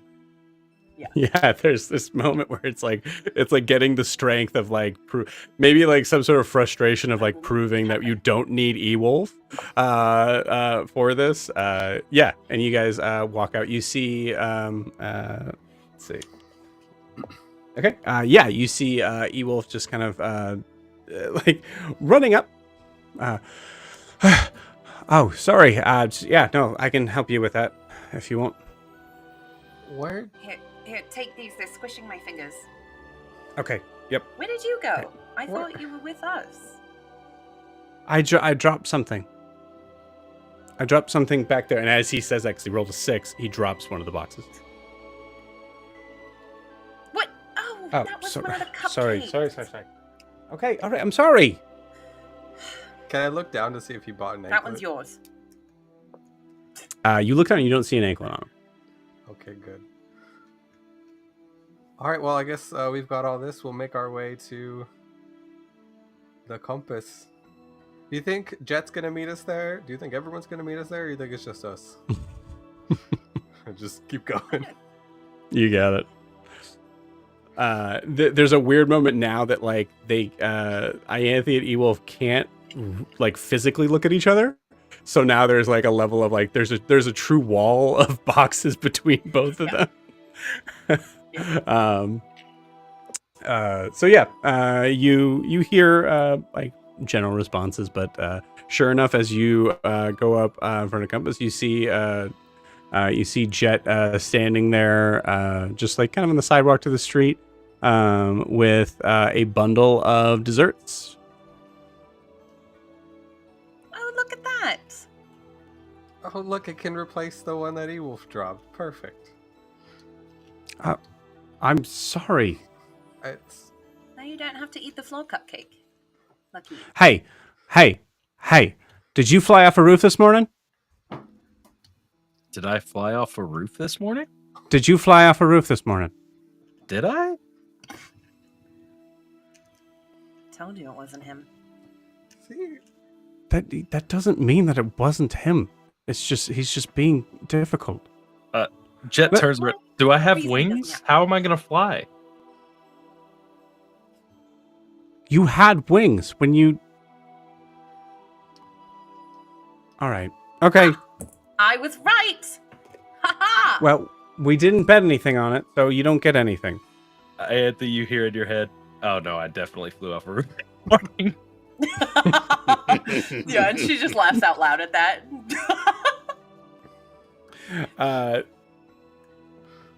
What? Nothing. Never mind. Okay, cool. Told you it wasn't him. You see the door to the compass opens, and you see Ida standing there. Hello? Hey, Auntie, Are those we're all home. for her? Like one of the boxes. I mean, she can have her pick. I don't know how she's doing this morning, but the rest of it's for everybody else here. It's from Madam Whisk. We'll call it a peace offering. But there's no peas in it, I swear. More than... Oh, did Madam Whisk tell you that joke? Okay, you better come. More than enough. Thank you so much. And guides you in. And as you all come walking in, we see the door kind of close behind you. We pull back from the street as we're going to take our 10-minute break. We'll see you guys in 10 minutes. Yay!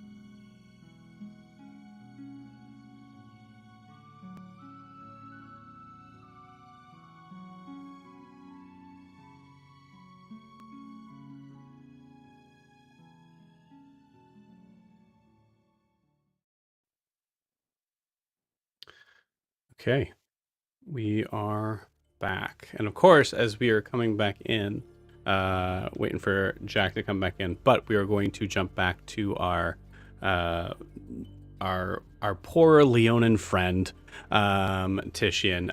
Titian, where are you headed at this moment? You said it's fully enveloped into, like, how much of Dair's Wharf is actually Titian seeing right now versus like the hallucination of the afterlife. Because we left him running down a hillside. Mm-hmm. That was sort of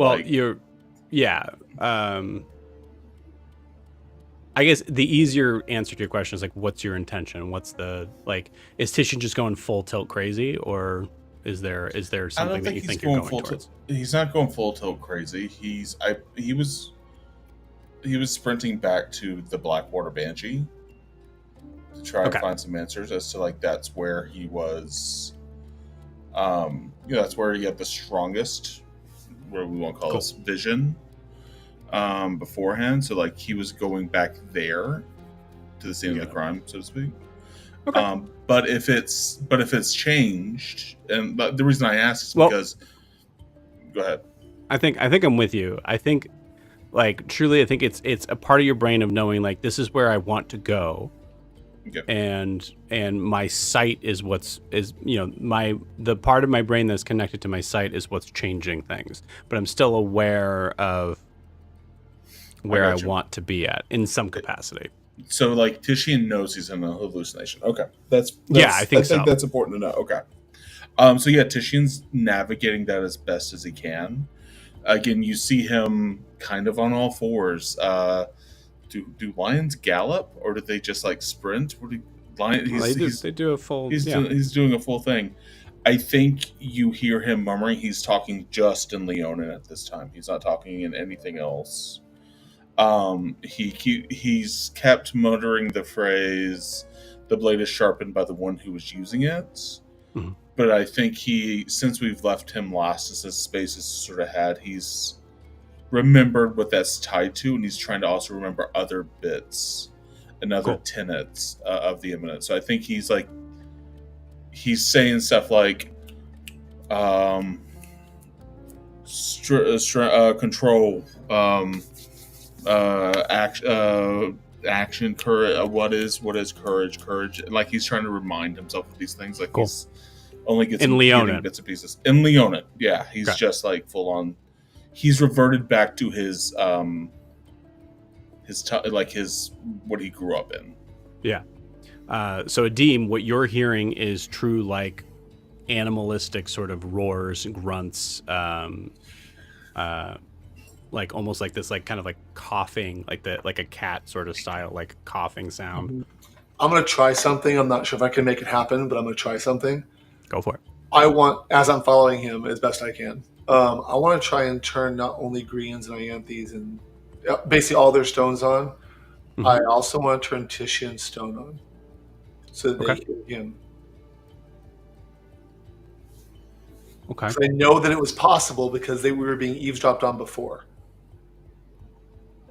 Yeah, and so you want to turn Titian's stone on. Yeah. Since we came down those stairs, I was kind of hoping one of them would be like, "Hey, we heard your problem. What's going on?" And since we came down, we're running through the streets and they weren't there. I'm like, "Oh God, they need to know what's going on." So I just want to give them a snippet of Grian being, like, animalistic and speaking. Oh, you want to turn on Titian's stone while Titian is speaking in Leonin? Yes, so that they could hear it. Gotcha. So that way they know something is up. I mean, I don't think they speak Leonin, and that's fine. It's just kind of like a continuation of, "Hey, I'll help you," and then "Oh God." Now I don't know if I can because I don't know the stones as well as our drow friend. But I want to try. We'll say this. So the tricky thing here is that it is Titian's stone. So you to turn it on to eavesdrop him on him. There's a possibility that you're also because you're not 100% sure. Adim's not 100% sure how this works. There's also a possibility that Titian would also be able to hear everything that is being said message-wise. Okay, then I don't do that. I just turn mine on and send to them, "Hey, Titian and I are running through the streets of the city." Just like, as I'm keeping up with I gotta Titian put will it make perception check with disadvantage. Okay. I love that they're having a cupcake adventure, and Nadim's like, "Hey, dude is losing his Joseph's having a mind." mental breakdown. They're just putting it on silent. Like, yeah, all right. Well, Deem's got it, so we're good. Okay. I'm taking a picture of this and I'm putting it in the group just so you know. In my defense, I gave my stone to Elissa, so I have nothing right now. Good. So I'm it's glad you all have on a Oh, defense. good. So I'm glad you have a catching all of defense. Yeah, I that. had So these Alyssa's shit hearing all this. Okay. Good. So I Oh, rolled actually, interesting. Yeah, Alyssa would be hearing all this, right? Hang on, hold on. Was Adim aware of that? Didn't he do it up close? I don't know. I don't remember. Is it something that Adim saw, Grian? Because if it was something Adim saw, then I wouldn't have sent it. I'm not going to upset Alyssa. That is Adim's last motive. I do not need Alyssa blowing a hole in the city. I think Did for you have advantage or continuity's sake- disadvantage? I had disadvantage, so I rolled a nat Oh, one. no! I So, think for continuity's sake with UA, you would have seen her. You would have Sorry, seen him man. give the stone. Then I'm not opening up his. I'm not opening what Alyssa has. Okay, And you if got it. Puppy woke up, I'll be right back. I gotta take it outside. Okay. Yeah. I'm sorry. So- I'm following So for everyone wondering, I sent a picture because I had disadvantage and I rolled a natural 20 and a natural 1. Hell yeah. No, I love it. They're also black and white. It's like, it's Yeah. very like, but like Very Kiki's cool. already had the scene and she's fine, so we can. the nat one, it's funny. I mean, on this roll was truly just to see if you heard that, and you didn't. Okay. So, There's yeah. no repercussions, no fumble table or anything like that. No fumble table, no repercussions, nothing on the realm of like, because you are zoned in on what you are truly not zoned in on, which is your journey to the Blackwater Banshee. So we'll say, because we've spent some time with everybody else, you get to the Blackwater Banshee. It's truly not that far away. You get there, you run in. I think from your side, I will allow another wisdom saving throw at this point because it would be about I think we said about 10 minutes to get there. 10 minutes? Okay. As I do that, as I walk through what I would know is the doors of the Blackwater Banshee, I want to put off another divine sense as well. Okay. Shit. Oh, okay. You said wisdom saving throw? Mm-hmm. Shit. All right, so that's a 26. That's right, because it'd be a saving throw, right? Yeah. Yeah, with disadvantage. Sorry, I think we had it be a charisma saving throw before, so it would be charisma if that makes any difference. Oh, it'd be charisma? Okay, well, it would be better then. It'd be a 29. Hell yeah. Cool. Titian, you are, as you get to the door, what you see is like essentially a large, like hillock, stone, natural sort of like stone structure, like the beginnings of like a mountain, with another stone in front of it. But your vision starts to like full on like static out to where you see an actual door. I'm gonna say this actually, with a 29, the sounds go away, the roars. Okay. But I'm still seeing. I see it. So has everything disappeared then, or? Pretty much, yeah. Pretty I think much. it's like started to kind of static out, and it takes like a minute. I think as you walk into the bar, you see figures that are kind of like turning and looking at you, and there's moments where they have the like feral sort of leonin look of an underfed figure, some of which are leonin, some of which are just straight up lions. You see one of them seems to be like, as you're kind of coming to, you see one of them is actually like in a crouched like position, ready to pounce on top of a table. And then you see that it, as you like are like snapping to, it looks like it is a laughing goblin that has full on like has been laughing so hard they fell onto the table laughing. Okay. So it's just a flash of that. Do I see missing in the bar at all? Good question. You do not. Okay. Is it the same bartender as last night at the bar? Yeah, I'll say so. I think there's just pretty much just one bartender that essentially just kind of lives here. Okay. It's Yaz, I believe. Yaz, okay. Titian will walk up to Yaz. Okay. And speaking in Leonin, he's going to go, "Hey, do you remember me from last night?" You see Yaz.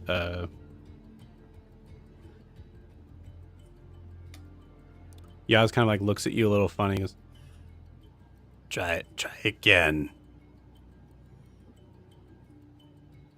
Roll a 19. And Titian will snap to a little bit more, and he'll go, and in common now he'll say, do you remember me from last night?" Yeah. What's happening? What happened last night?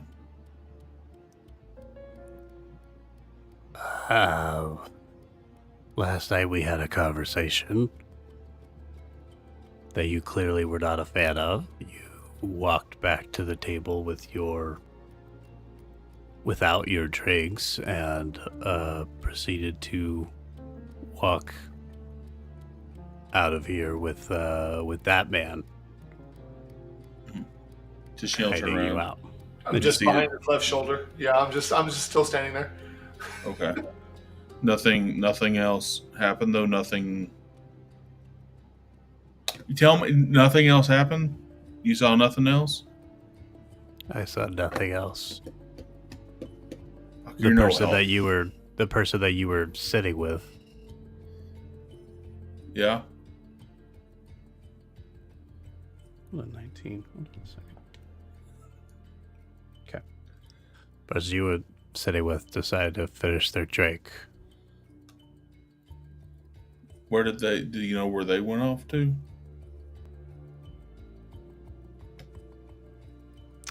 Looks at you in a you like Titian. You see this as, and I would say a demon. You kind of see this too, as like you don't know. It's like that sort of look.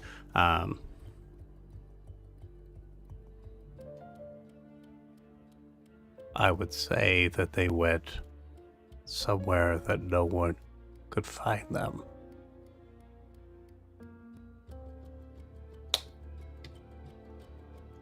All right, I don't. Unless you can give me a location, I don't know where you're talking about. I don't. If you're not going to help me, you're not going to help me. I'm just going to keep. All right, fine. Fuck. All right, bye. And like Titian's going to just walk out of the bar. Yeah. Definitely a little antagonized in some ways, but just that's his anxiety sort of showing. Yeah, I love it.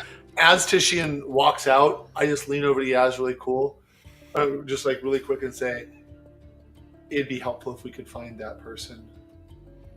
And then I just ditch out and go. Yaz responds and Okay. says, I'm literally not supposed to say where. I get it. That's what you're supposed to say. Okay, but let them. And then I'm trying to like catch a position. Let them know we're looking. We need him. And I just follow Titian. you see, yeah, you just follow Titian. You see a shaking head as you, yeah. Well, yeah, the warrior is going to find the Thieves Guild hideout. Come on. I mean, Right. sorry. Titian. Go ahead. I'm following Sorry. you. No, Sorry, I'm just Jack. following you. Yeah, go. Titian's gonna walk out and instantly send to missing. Hey, I need to find you. Can you meet me at Baggleby's real quick? I need to talk to you about something.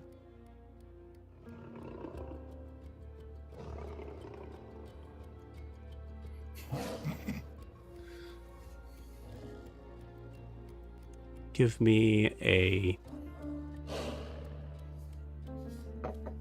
D20 roll and add your charisma. Oh boy. Charisma? That'll be a 19.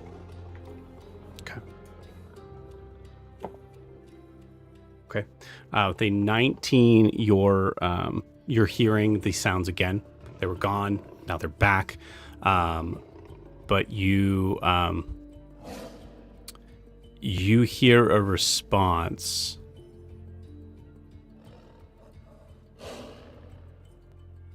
In Leonin.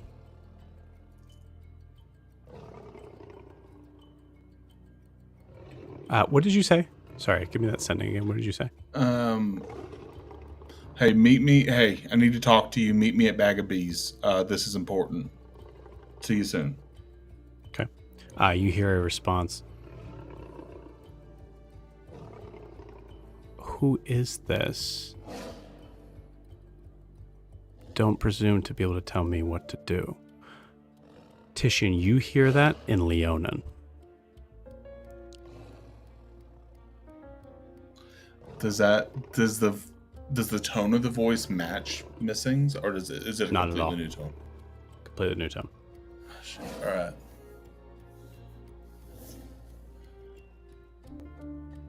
Titian will send again after that. Oh, actually, sorry, real quick. Titian, Yeah. roll me a... Man, I hate to say it, but I think it's if anything was a history check, it would be this. Roll me a history check. All right. Oh, that's with disadvantage? Yeah. Okay, so the first one was a 10. It's 10. It's just 10 flat 10. 10 was a DC. Oh, fuck, yes. When you hear that, you hear those words, like, don't presume to tell me what to do.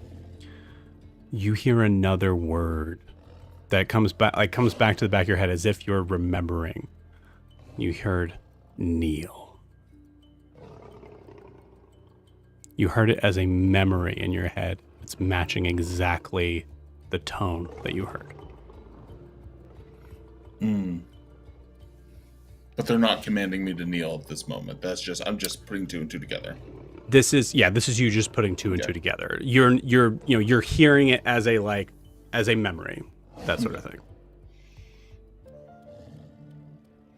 Okay. Titian will send again. Where can I find you? I need to know what's going on. Please.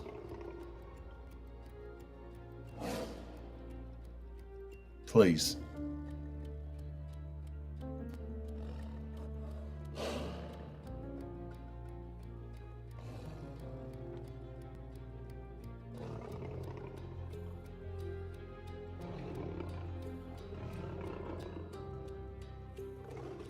You hear a response that says, if you don't have the balls to tell me who you are, stay the fuck out of my head before I come find you.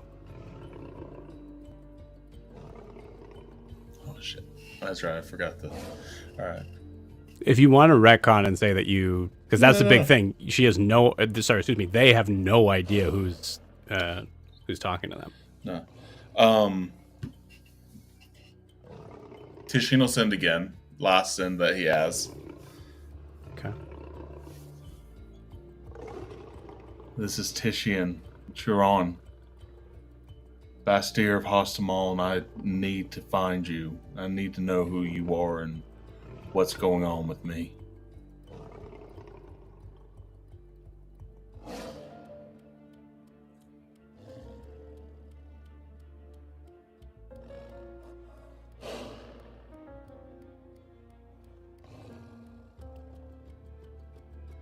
Response you hear?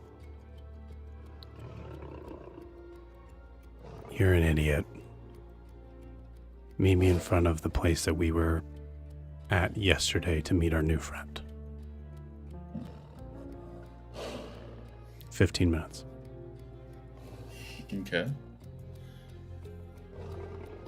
So I'm going to the alcove then. Mm-hmm. Okay. And that time, that sounded a little bit more like Missing last time. That time than the ones before. Because that felt like Missing saying that. Yeah. Okay. I'd say you heard that in common. Okay. All right. Titian is going to Is Jack still? I'm not Jack. Is Adim still there? Okay. 100%. 100%. So I think Titian will look at Adim, and he's just gonna we're off to the alcove. We're meeting with missing there. Sounds good. So all right, let's go. And then Titian starts going that direction. And then as Titian turns and goes in that direction, I turn my bracelet on, and to everybody but Elissa, say, "Great, we're going to the alcove," and turn it back off. You got it. As you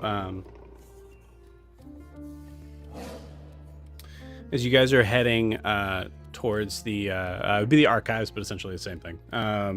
So as you guys are heading out to there, give me I'll say both of you give me a perception check. I haven't rolled you yet tonight. Perception. That one. Nice. Okay. Perception with disadvantage of 21. Sweet.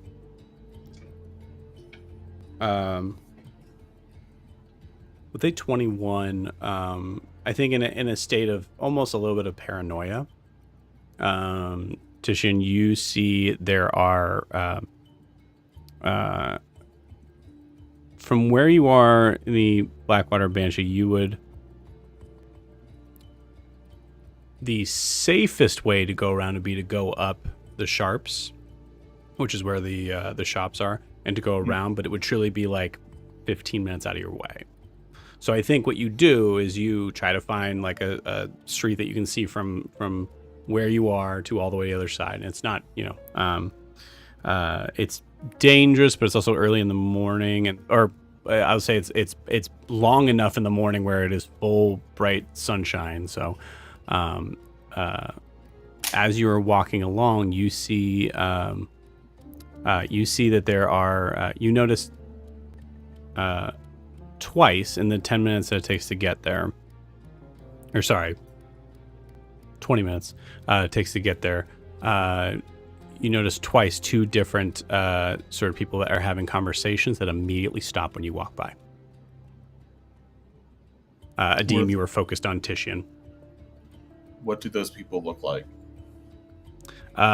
You notice they seem to, a couple of them, like in general, we'll say that you like kind of like clock and like mark what they look like, but like in general you see they seem to be wearing darker sort of clothes. A lot of them seem to have scarring over their face, and like one definitely has like one right over their eye.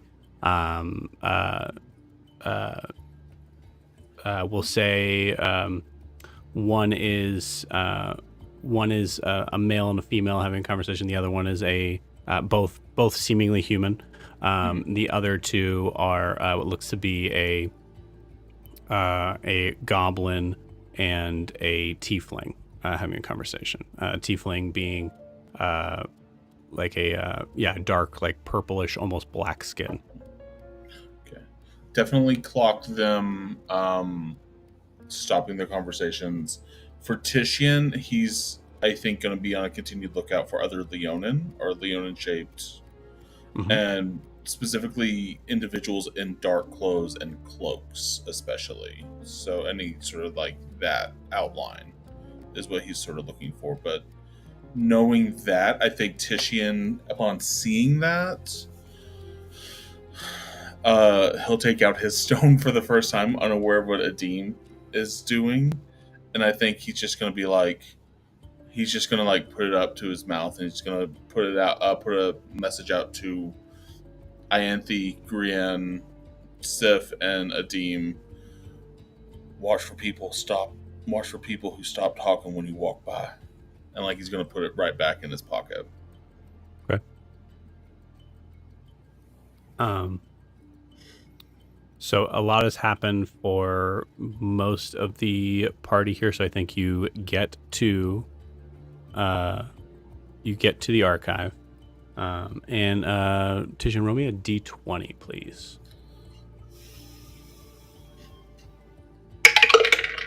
17. 17. No modifiers? No, just a luck roll.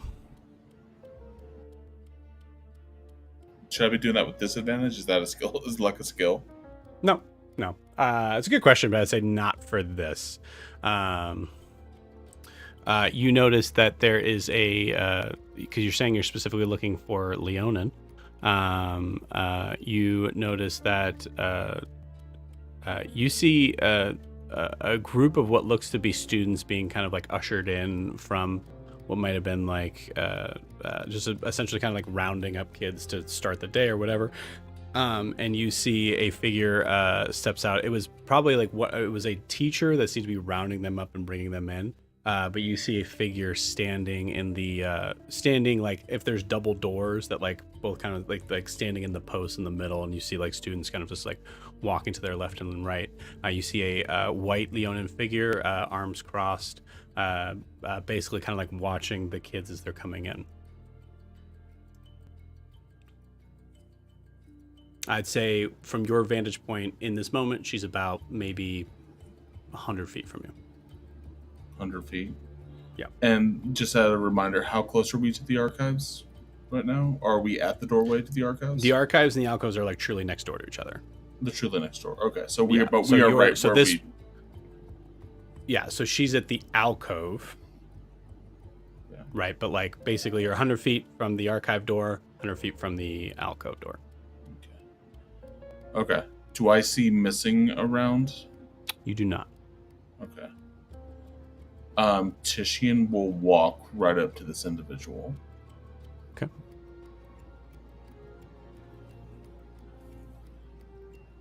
Yes, can I help you? Yeah, what is going on?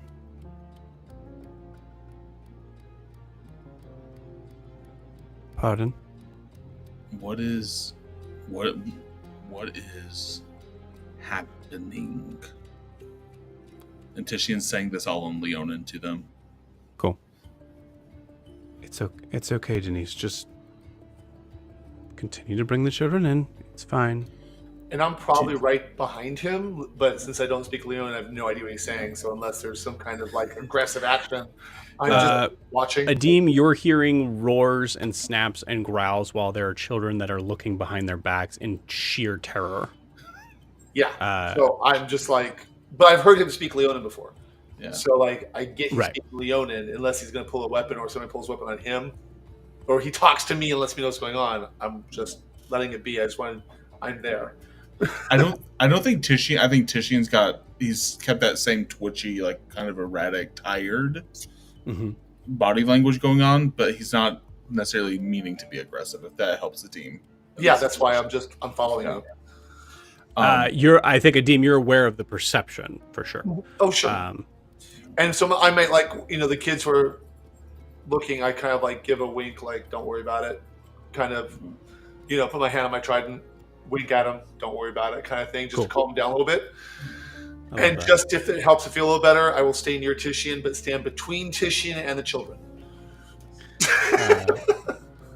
Imagining in my head the amount of, because they're children of Dair's Wharf, so the amount of rogues that have like done this exact same thing before they've done a crime. Like, don't worry, we're good. Like just they're robbing a bank. Well, in addition, I'll put my hand behind my head, flip out and make a whirlpool in my hand and make it float around them. And then just as it's floating around them and spinning, I'll just look at Titian and watch Titian and make sure he's okay.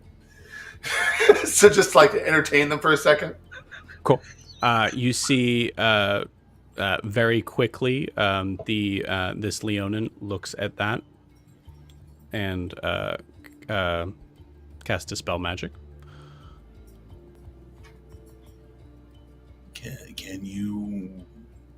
Are you hearing the roars as well?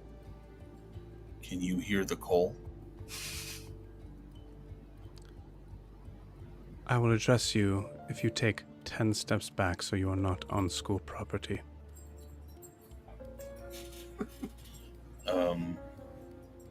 Okay, yeah. Titian will step back while still looking at them. Cool. And, Do me a favor. In this moment, Titian, describe to me, how tall is Titian? 6'10". 6'10".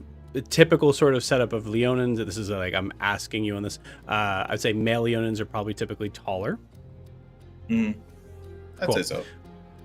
She is about your height. You can see clearly she kind of steps forward. She seems to be female.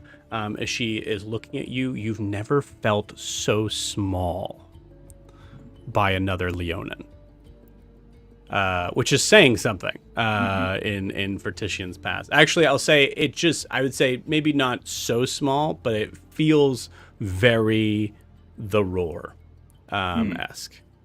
Okay.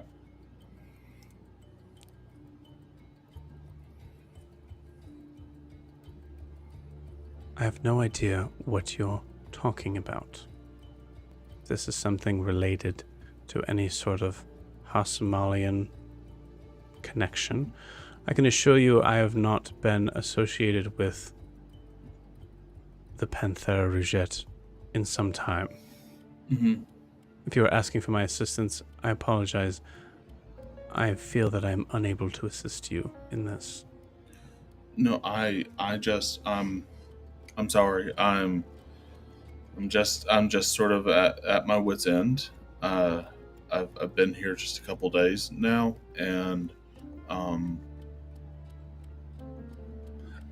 it sounds like you were a part of the Roar, the Pantera Rogette at some point. You see her instinctively bare her teeth at that. There, okay.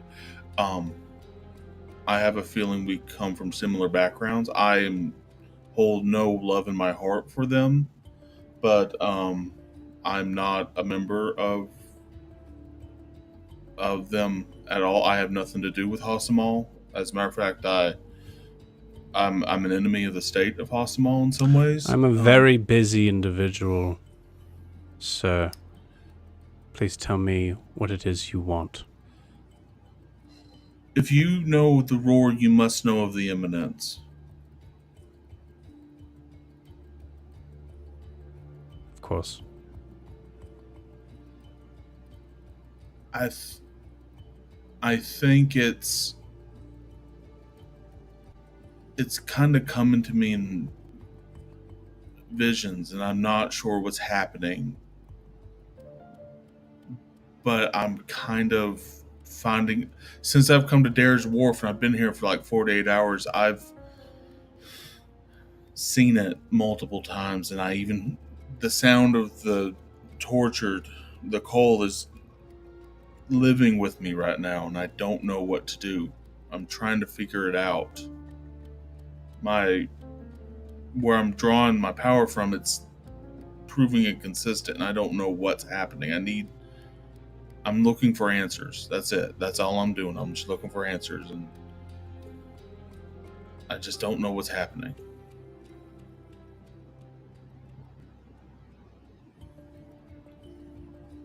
Do you think when a wild dog is drowning in a river, the wolf is going to assist them? Because we are connected by seemingly a very thin tie, you imagine that I am going to help you in this as if I have some sort of allegiance to my kind. You are mistaken, sir. No, I don't know why you're talking about dogs or cats, but this is definitely a situation where I'm not asking for I'm just asking for the kindness of I don't know what's happening. I'm not asking for your allegiance. I'm not looking for a friend right now. I'm sure you're fine, but I need a direction, and you gotta know you're the only person I've seen so far that might know what's happening, or have some information to share. I'm not asking the wolf to put on a collar and become domestic. I don't know what you were even talking about. I just need help. Please help. Help. Roll me a persuasion check. Oh boy, with disadvantage. Man, there's nothing like a groveling paladin, right? Been watching all these like D&D videos on YouTube. That's like the paladin's like this glory class. It makes this moment so much better, like in that. Yeah. Okay, so I rolled an 8 plus that'll be 15. Okay.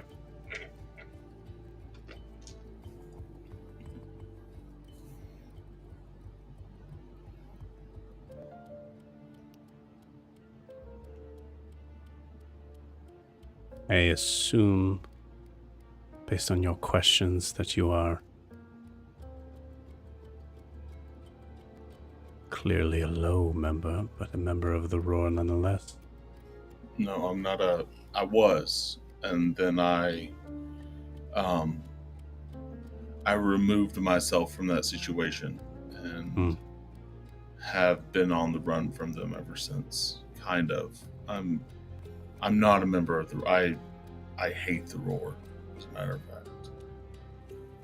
It's unfortunate for you, because I imagine that is where your answers lie to whatever affliction this is.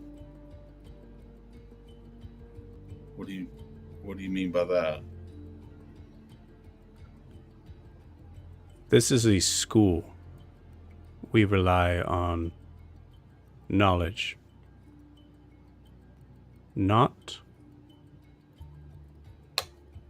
fairy tales. You want to know where the storybook ends, maybe you should talk to the people that are writing it. You mean the Roar? I mean the Jakuvar.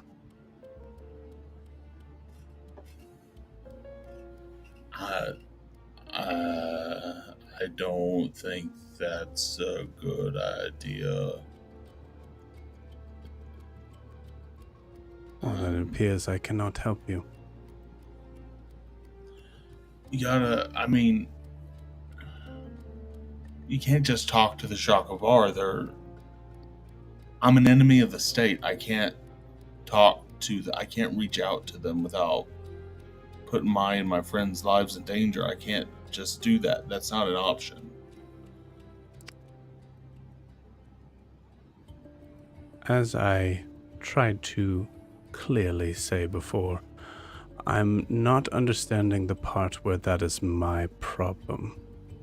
It's not your it's not your problem, and I'm very appreciative of your time and your energy, and it's nice to meet another Leonin that's not tied to them or has. I just thought maybe I know it was. In one of my latest visions, it was shared with me that the blade is sharpened by the one using it. I remember that was a tenet of the eminence, and I was trying to remember the other ones, and I don't. You hear a voice from the one of the teachers behind.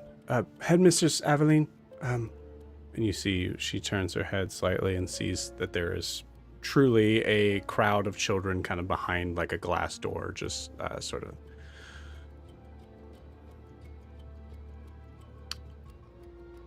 I cannot help you. I have others that desperately need my attention. Good luck, fellow Leonin. You see her turn and walk away.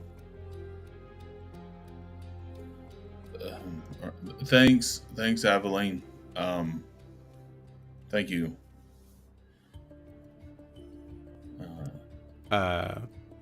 Wisdom saving throw. Or sorry, charisma saving throw. Charisma saving. Okay. Oh yeah, no, that'll be a 12, 13, 14. Sorry, can't math right now. 14.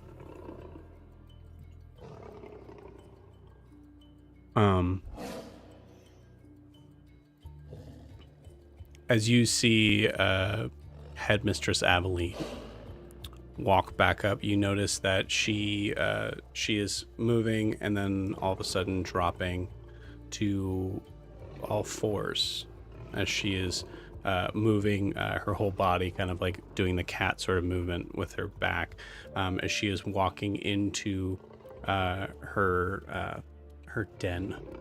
As you look up and you see that it is no longer a school.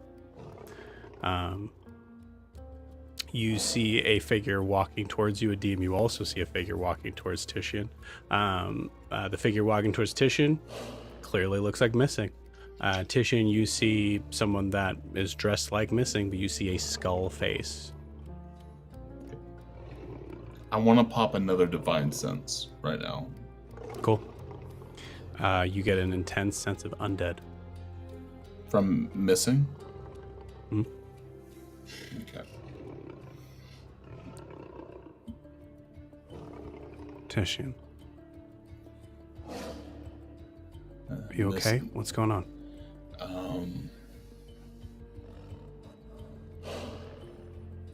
I don't know what's happening.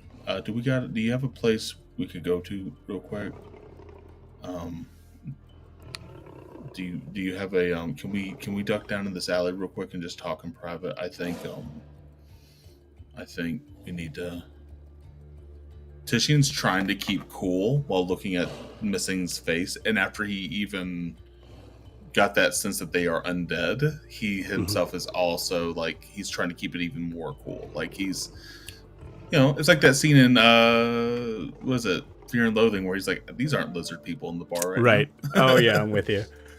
Cool. Adim, you see Missing like looking at you like doesn't say anything, but like is looking at you in a face of like, what the fuck is going on? And I try to give a face like, yeah, I know, right? And Adim, because he's trying to get away from Aveline, but he's also trying to get into the kids, but he's also Aveline's gone. Yeah. I'm saying the kid, he wants to get out of the situation. Oh, I see. So you take a... Yeah, just like, so he's like, I think the alley's a really good idea. Missing. Okay. You move over to an alley. I We're going to will follow them. You got it. We're going to pause you guys there. So, everybody on the other side, as you guys are now all together, you all now in this moment get the same message from Adim and also from Titian.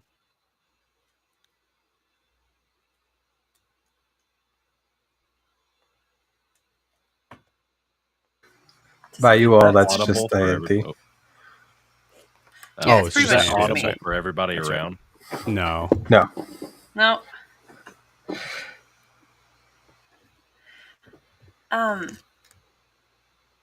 Has anybody talked to Titian at all yet in the last 12 hours? I haven't seen him since last night. I don't even think I heard them come home, and he wasn't there this morning when I woke up. Yeah, last I saw of him was last night. We had a good conversation though. Oh, I brought breakfast. Wonderful. And Jet just Thank you. just looks at the fact that you have like 1,000 pastries on you, and he's like, Peek "Oh." around, yeah. Just peek around the boxes. Oh, that's so kind. Thank you. You guys are sitting in a tavern that is truly pretty much empty for the most part, as it's still morning. Yeah.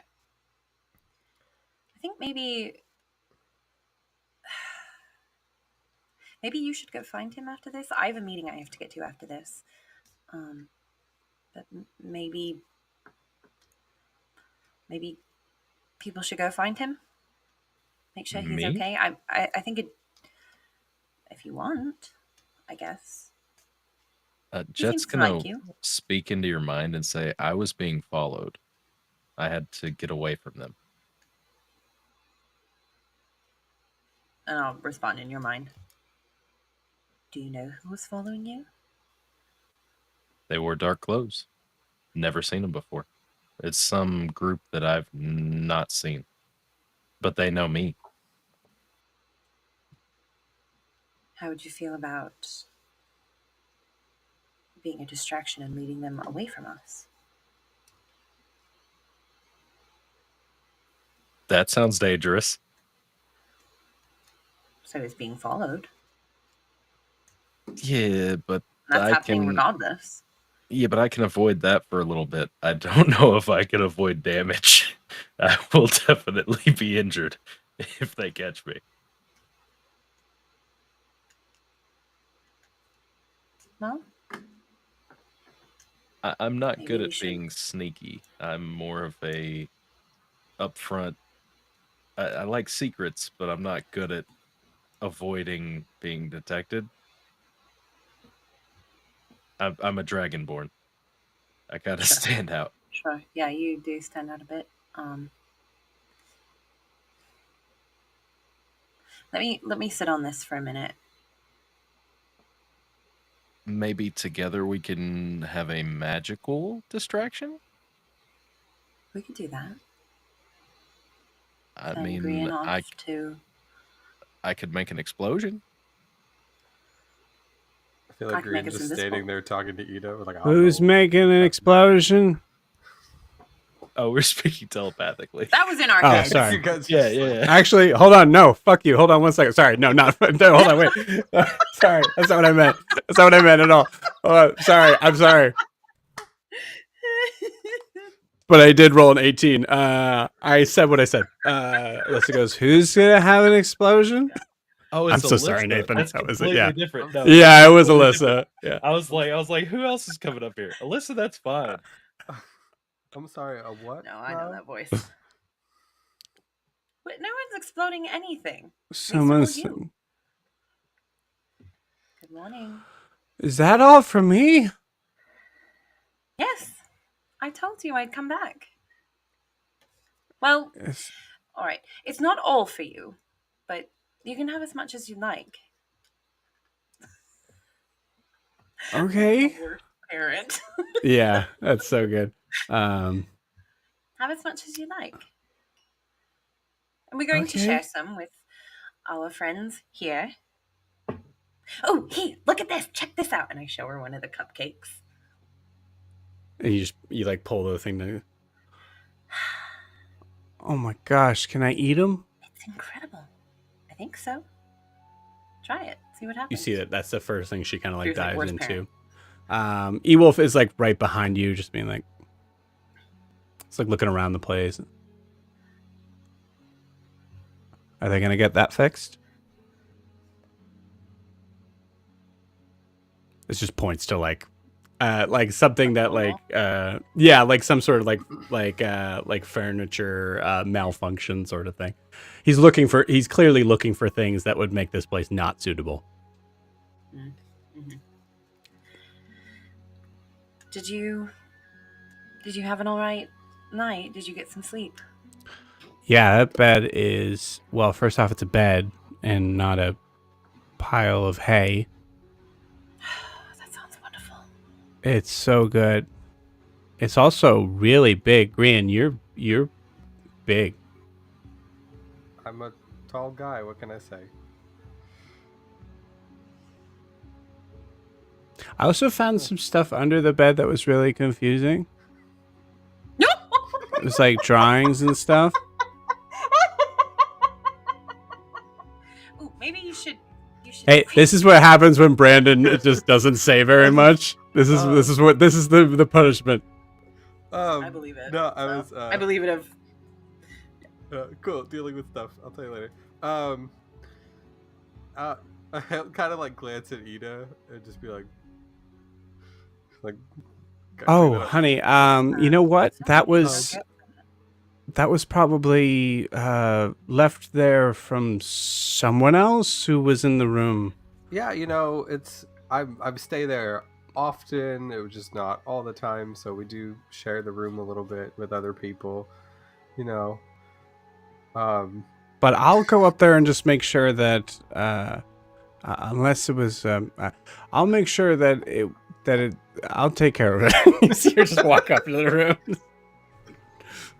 Oh, well, I'm glad you enjoyed the bed. It is quite comfortable. I agree. It's definitely better than, and he'll like pick a piece of like straw out of his hair. Yeah. It's a lot better than the bed that we slept on for sure.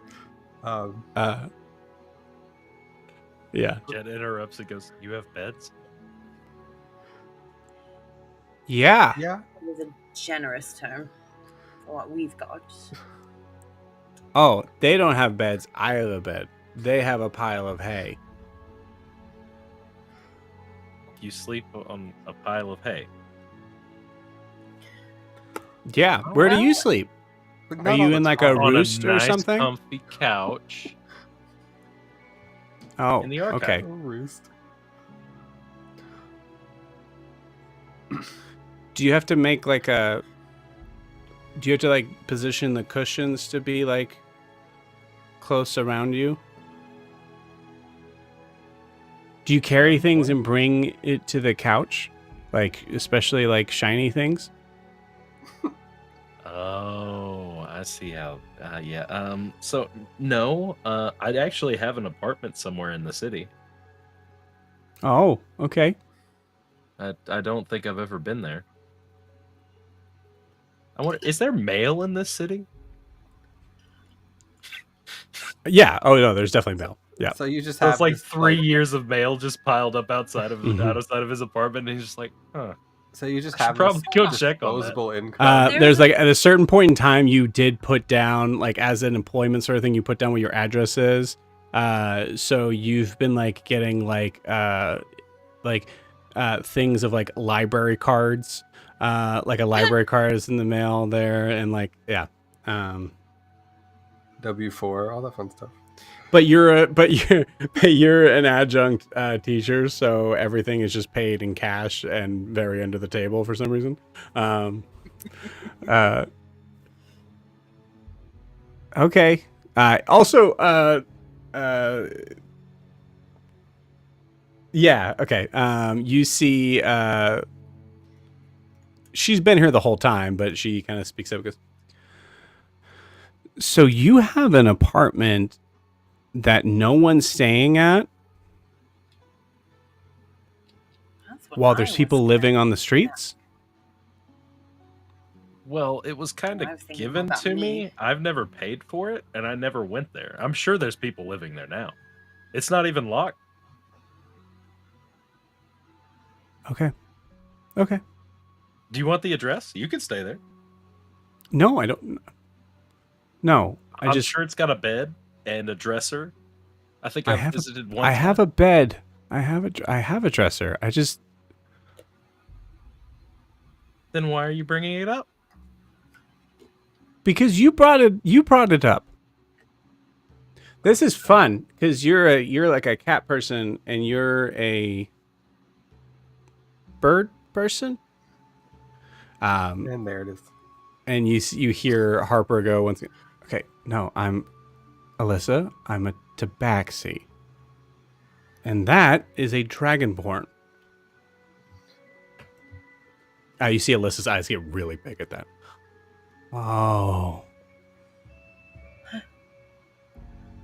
You want to So see a you- really cool trick? Yeah.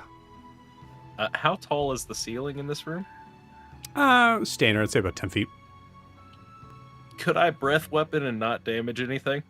If Absolutely I like, not. angle it? Okay. It's like 15 feet, isn't it? Yeah. Yeah. It might say, if it says up to, I will allow it. Look it Okay, up and see if it says up to. Something, I feel like breath weapon is like very, very specifically not, but I could be wrong.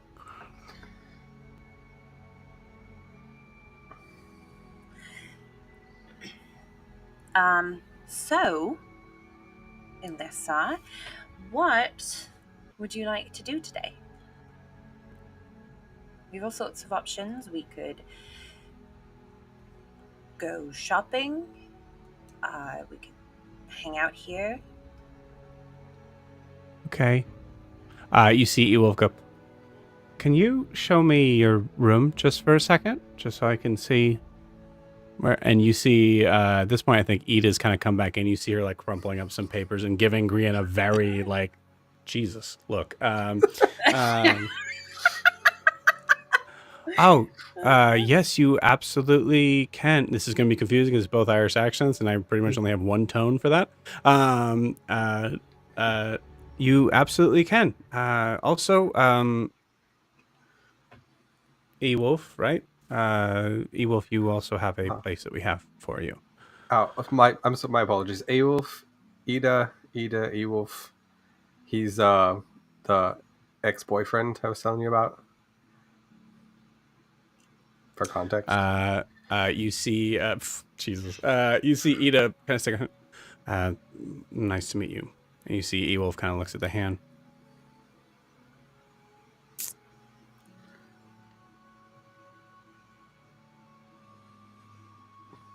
I like to see the room. Ida kind of just like gives like a little bit of an eyebrow raise, but like a nod. Elissa, do you want to show Ewolf's room is right next to yours? Okay, all right. Come on. Takes Ewolf's hand. Got some. Ida looks at you, grins, goes, okay, you know that there's some people that would not be okay with him doing that. I know he's got a much bigger stick up his arse than that picture you just crumpled up. And can I get that back whenever you're done?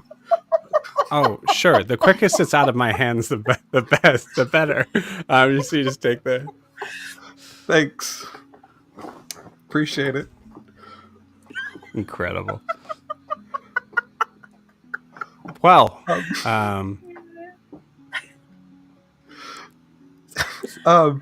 do we have to go see Titian, or is Jet? Are you checking on Titian, and we'll stay here with her?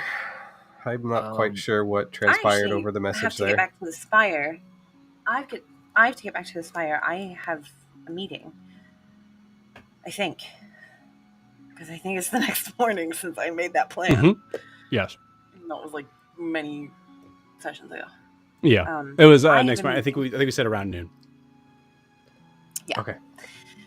So I have to get back to the Spire. But Okay. I'd really love it if someone could go check on Titian.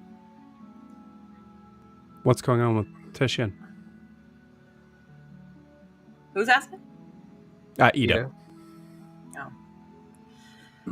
Nothing you need to worry about. I have no idea. He sounded fine last night. I can go. I have no idea where he would be. Any ideas? Did he say where he was? I'll message you in your head. Because I think Adim opened up the channel to say they were at the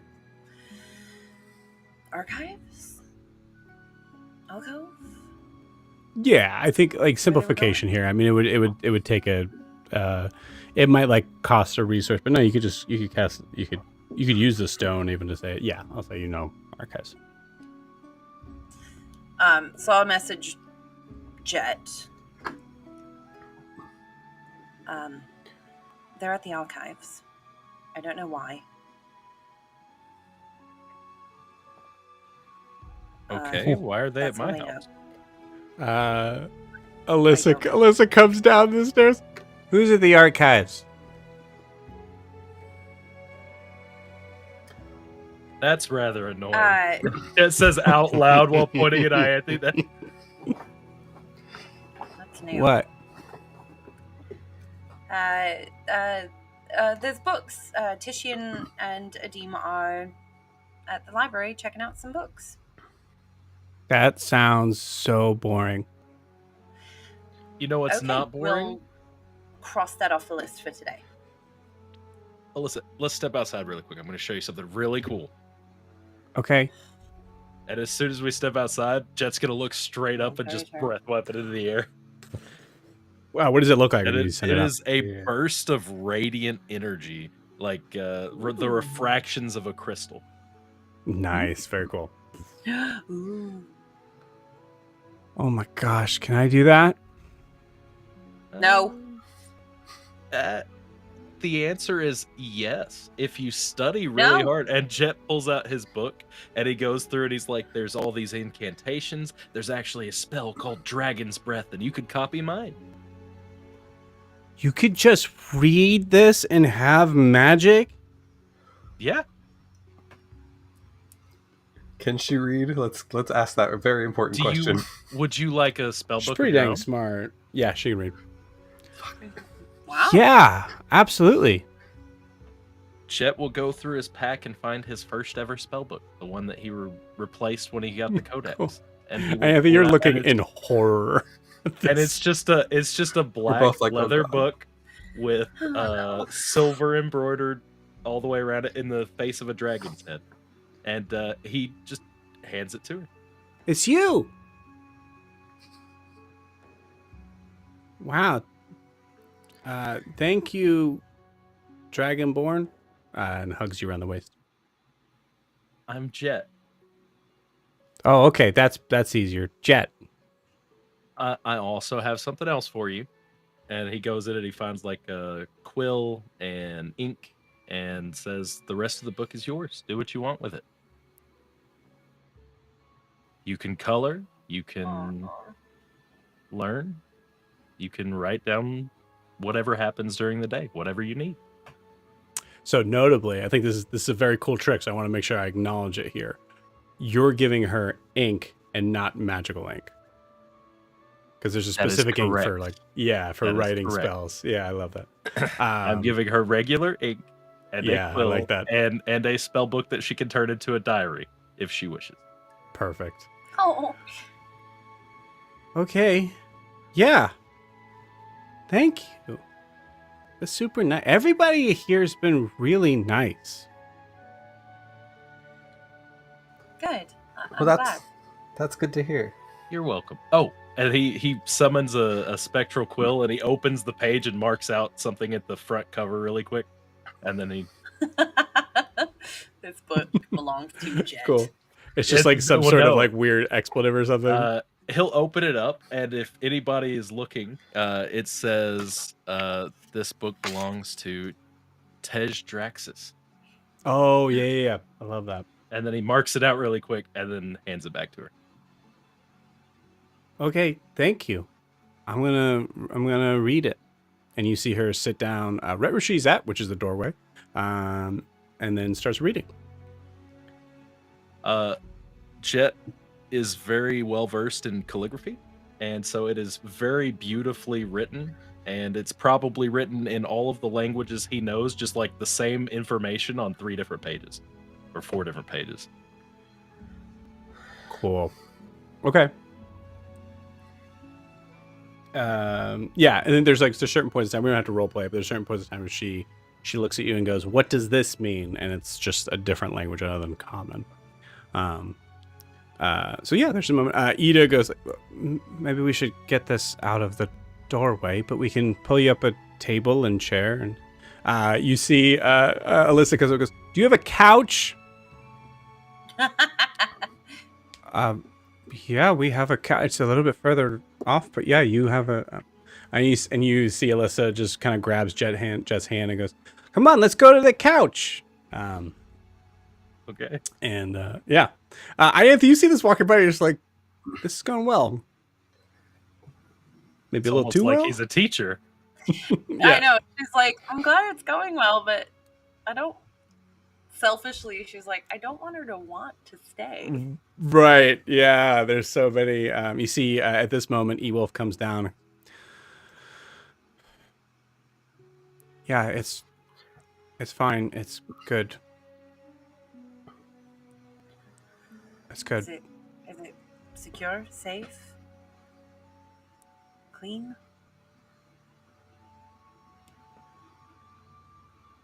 You see, Ewolf kind of tries to kind of grab your arm to kind of pull you aside a little bit in this. He goes, "It's really nice." Good. That's good. She deserves that.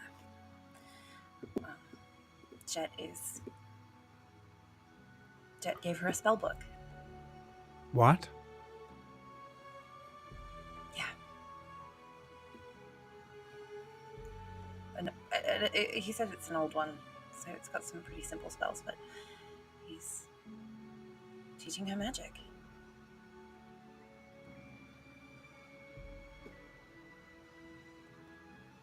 That's why she's here, right? Yeah.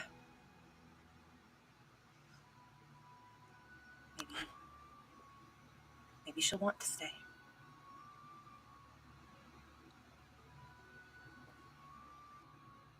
Maybe this is the right place for her.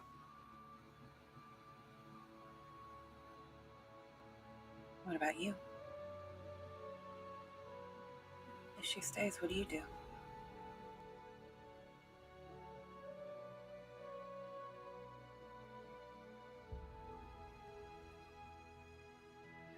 I don't know. I really don't know.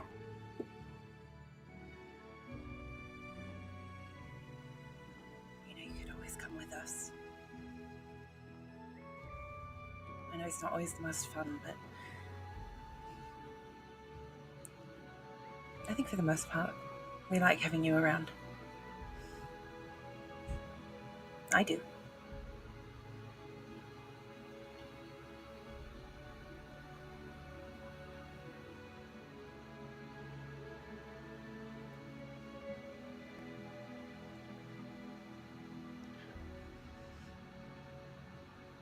Her safety is the number one thing I'm thinking about right now. We don't know exactly what is going to happen tomorrow or the day after, whenever they're supposed to get here. Right. We'll figure it out.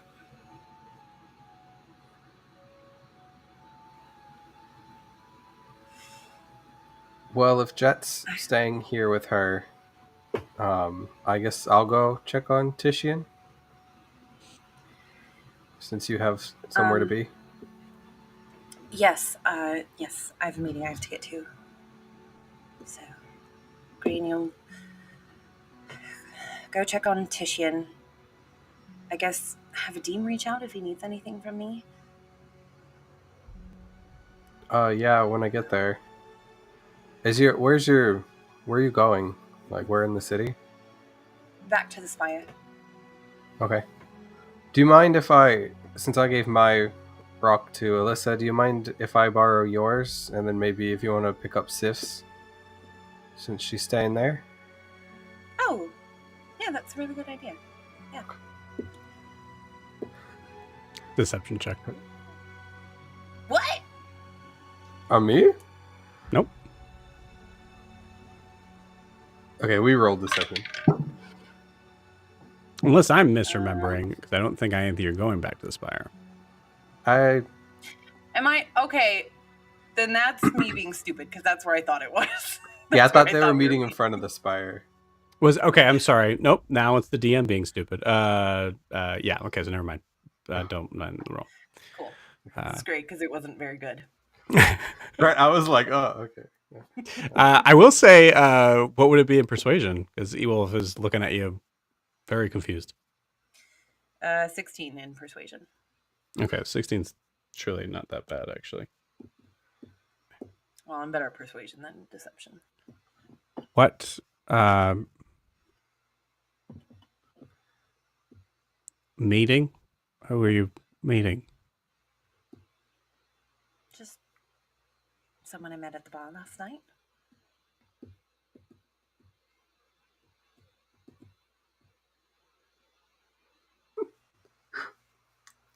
Weird choice.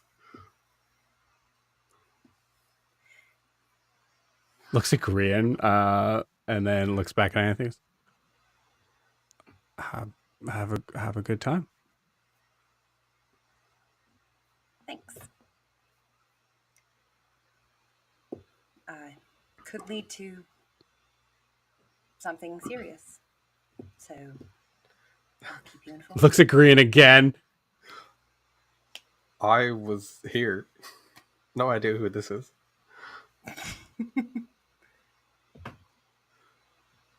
Great. Great. I'll see you later. and you see Anthony described to me as how you float on out of this room. Oh, fully sauntering away. Maybe a little bit of exaggeration of the hips. Love it. Love it. Green, roll perception check. 14. I rolled a 7.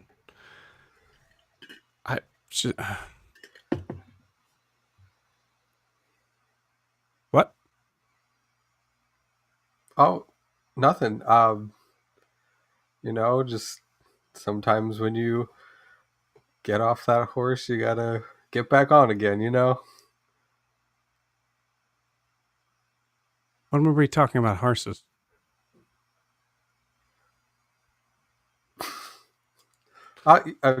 Never mind. And he'll just like pat him on the shoulder. Cool. Ida, before I go, I was wondering if you could search the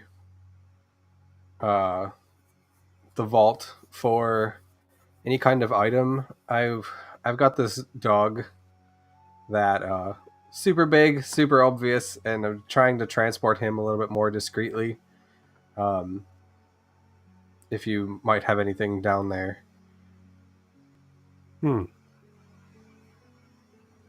Okay. Green, give me that roll. Luck roll. D20. Okay, guys. Attempt number 4. You guys ready? It's an 18! Yeah!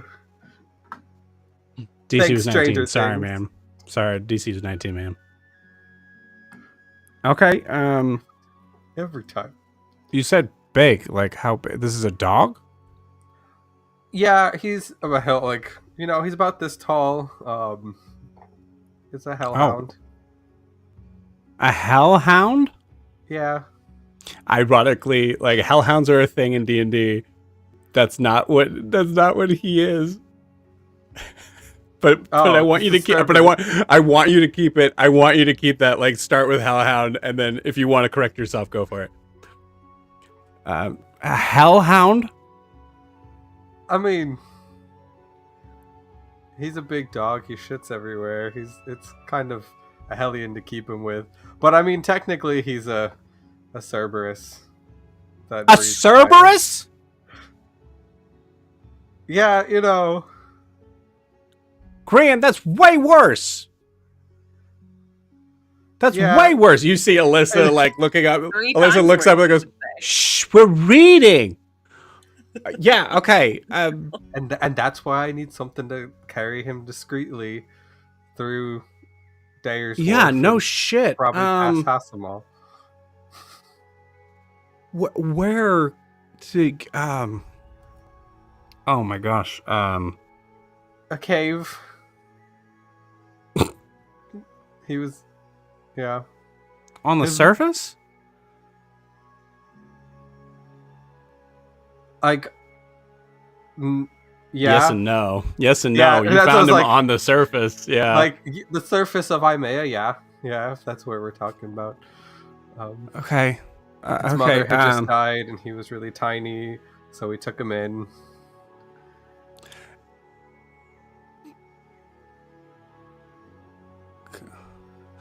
Yep. It's not a dog, Gran. That's not a dog. That's I know it's a puppy, which makes it worse. No, yeah. It's a Cerberus. That's what makes it worse. I hope you know what you're doing. I guess that's all I'm saying. Matt, if you can train that thing, good lord. Try it. I don't know if we have anything that would be able to transport something that hopefully well behaved. I'll look in the vault. You see her walk off. Thanks, Ida. All right, and I will take off out of the compass and head towards the alcove. You got it. Cool. So we will cut back. That's so funny. We will cut back to the alley right outside of the alcove, I can hear you a step away, but my volume's up. dealing with his own Cerberus. Cool. Before Grian leaves, I would just like to telepathically tell him, hey, there's people in dark clothes watching us. They tried to tail me and I had to sneak away. Cool. All right. So you see missing is I'm gonna turn this down, but just to give the idea that it's still there. You see the scene is Deem, Titian, and missing. Titian at this point is like, I'd say like, well, Matt, you tell me, what does Titian look like physically at this point? Titian looks tired. His posture is bent over a little bit, I think. Like, not like in a like pathetic way, but like in like a he's stooped down. You could almost feel like there's a weight on his shoulders right now, like he's carrying something. Granted, there's nothing actually there. Bags under his eyes. His eyes look darker than they have. His hair looks unkempt. You know, he usually tries to portray himself in like a nicer light, where like his hair is like his mane is pulled down and he's got a ponytail behind him, and he looks very like put together, somewhat like confident. He has horrible bedhead. His ponytail, I would say, is out. Like his mane is just wild right now. Okay.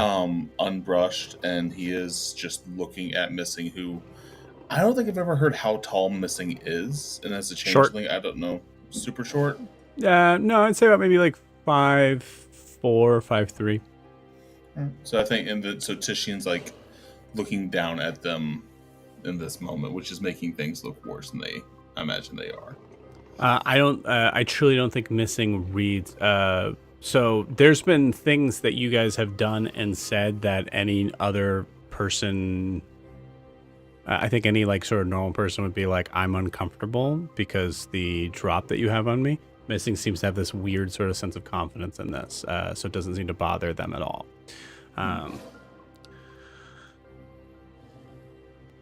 Titian, you look like shit. Yeah, I feel like, and Titian now is talking in common because he's not addressing another Leonin, so I would imagine a Dean can hear this as well. Yep. I feel like shit. Titian is talking with his hands. I'm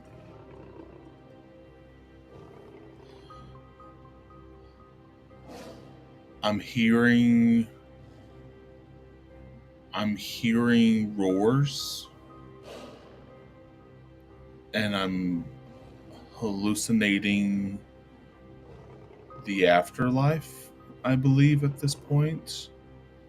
And I don't want to concern you or put you on edge, but your face is a skull. Dean kind of looks over at Missing for a moment and goes, insight check, Adim.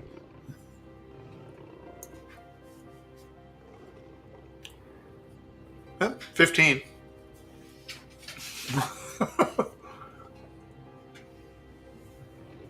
Because that's the first Adim heard of that.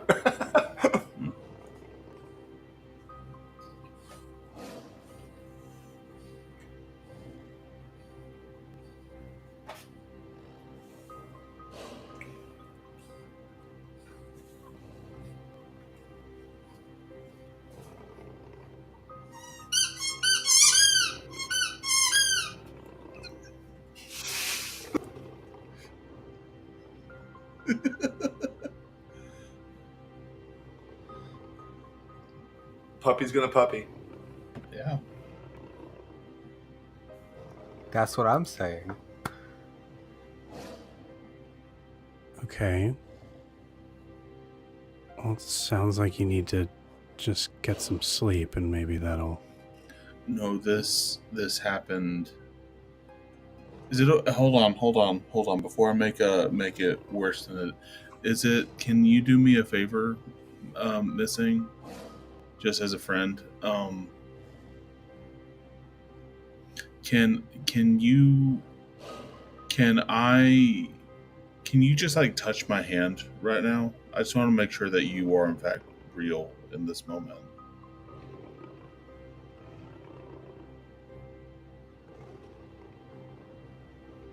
And Titian's just gonna like put out his paw like this to them. I just kind of want to confirm this happened last night before everything happened, but I'm just trying to figure out what's happening right now in the moment and making sure I can trust what's in front of me. Not that I don't trust you, but I want to make sure it is you.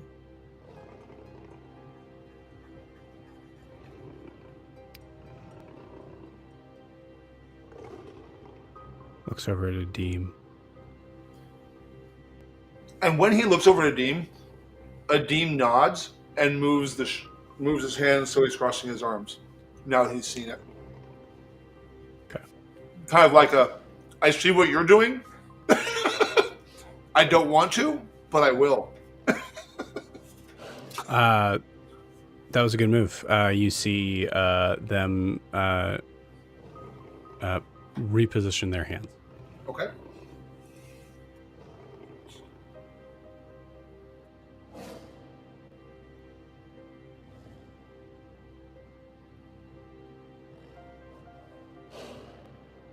Sure. Okay. Puts a hand on your hand. Titian, you feel it solid. But it is ice cold. Titian's gonna close his hand just gently around their hand, and then bring his other one up, and he's gonna rub it a little bit. What are you doing? Kind of naturally trying to give it warmth and life.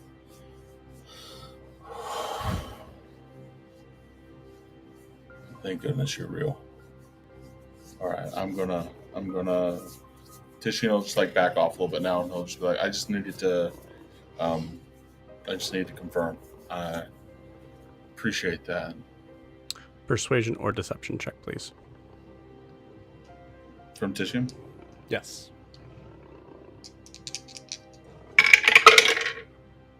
Okay. 11. Do you want me to message you which one it was, or do you want me to just tell you? You can message me if you want. Okay. Can I roll an insight to see if I can tell what it was? Sure. 18. I hate to say, I should have said it 3 seconds ago, but I do think it's something that would be DC 20 to try to figure out what the That's heck is fine. going on. That's cool. Yeah. I'm good. I just want a shot.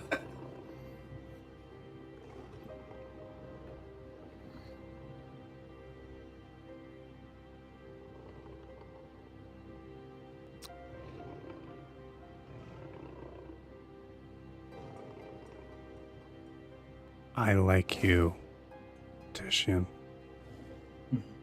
Mm-hmm. I like both of you. Mm-hmm. Mm-hmm. I like missing. I like you too. I like you a lot. You know I do. I just want to know what is going on. I don't know what is going on, but I know that it seems like you might know, and I'm looking for a direction.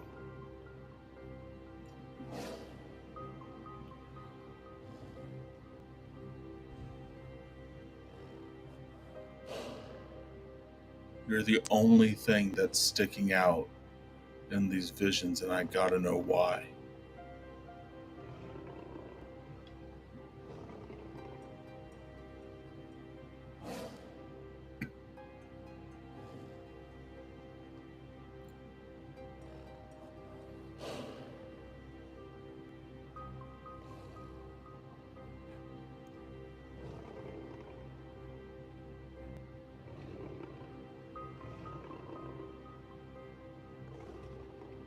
Your kind took everything from me. My family, my life, everything I was before you met me.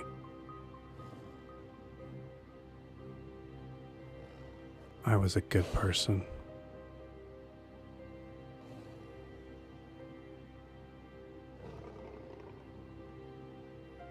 I was a good person. And I tried to do things their way.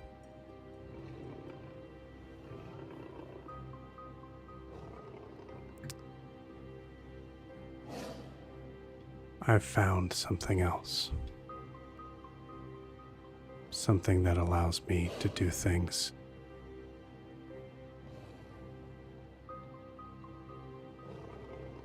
more effectively. There will be no harm that comes to you or your immediate family.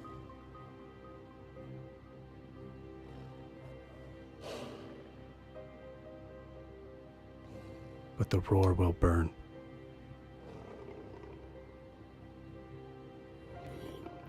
You you still are.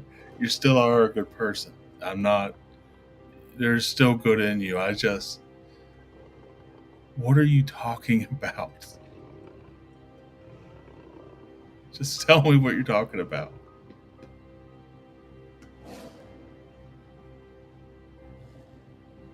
Why do I hear them suffering around me when I'm around you?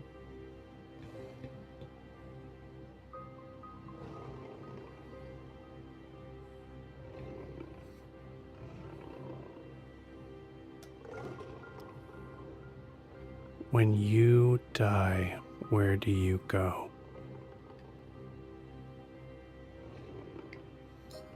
The Eminence. That's what I was told.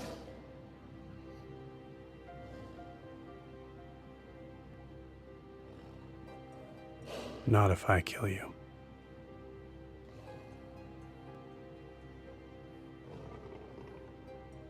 Where? What did you do with the Eminence?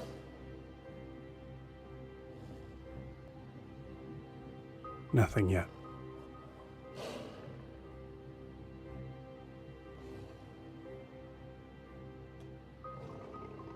Missing that's you.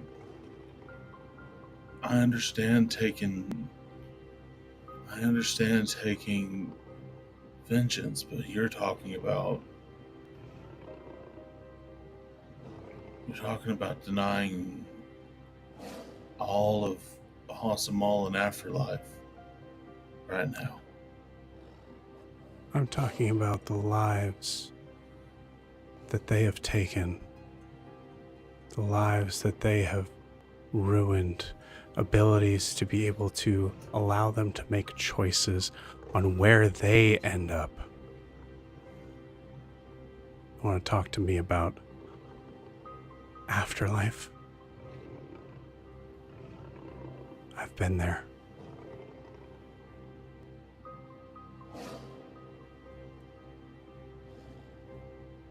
You've seen the great fields.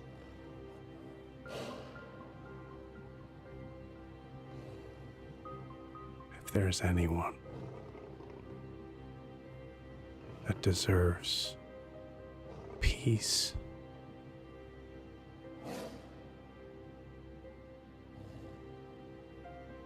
they don't have fangs and a tail, in my opinion.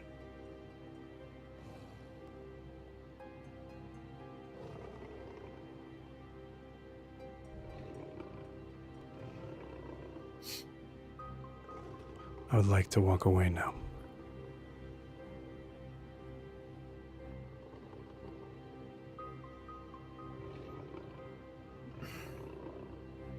Titian's gonna look at Adim real quick, just sort of like in a moment of disbelief.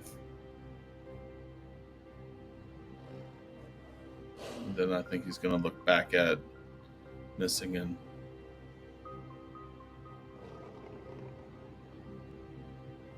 of course, you're a friend. You're a friend. I'm not. We're not. No. We would never. Good.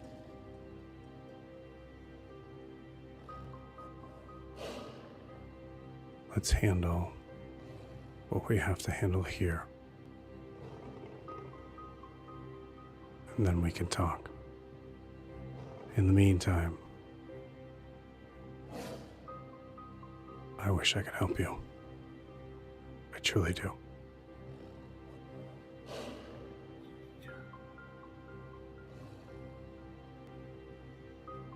You won't. There's nothing. All right. Okay. All right. Titian's going to back up a little bit now, sort of stunned. He doesn't know what to.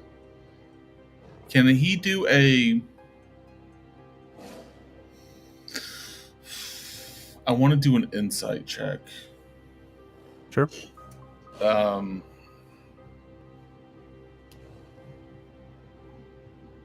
trying to think of the way to put this, though.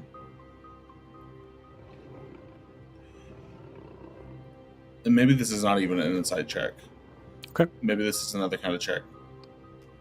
Titian wants to know for himself, and by kind of looking at missing and sort of sizing them up, whether or not this will be the last time they really see each other. Like, if this is something that, like, this is now the moment where we need to keep our distance away from one another. Okay. I don't think it's a check. I think what you know for sure right now is that being around missing and in the general vicinity of missing is affecting your mental health. Yeah. Either you find a way to be able to stem that, or you take out the thing that's affecting your health. Okay. I think that's what Titian's thinking, yeah. That's what I was thinking. Okay. All right. I'll tell you this though, missing truly doesn't want to hurt you. Okay. That's what you gleaned from the statement they said. They were honest and not hurting me or my immediate family. Right. That said, I still got a brother in the roar too, so does he even count? Not asking that right now. All right, missing, I will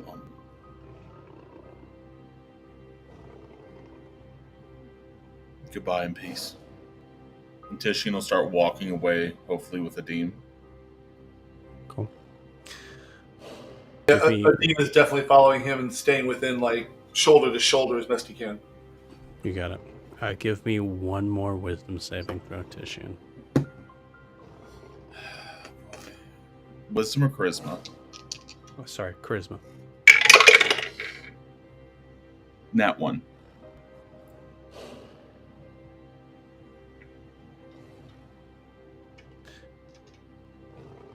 Grian, you catch up to Adim as you see in the distance a dark black cloak walking away. Assumedly is missing. It's hard to tell, about the same height. As you're coming up to Adim, I think there's a moment where you share a look. You see Titian is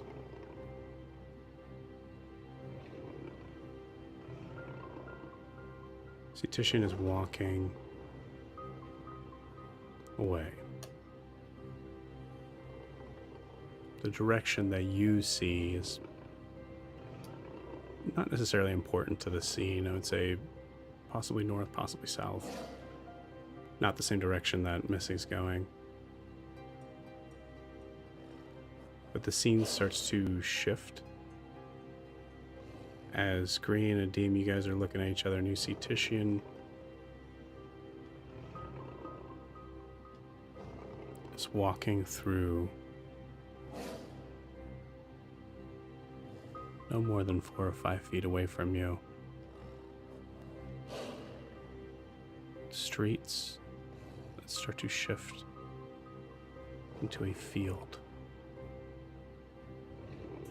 all in grayscale. You don't see any movement from the grass. You see along the sides of the grass, there's figures of lions. They're coming in, just not necessarily encroaching, just kind of making their way to the sides of this image. And you see Titian walking along a path from the left and right hand side, piled with dead bodies of the call. And with that, we're going to end tonight's session. We'll see you guys next week.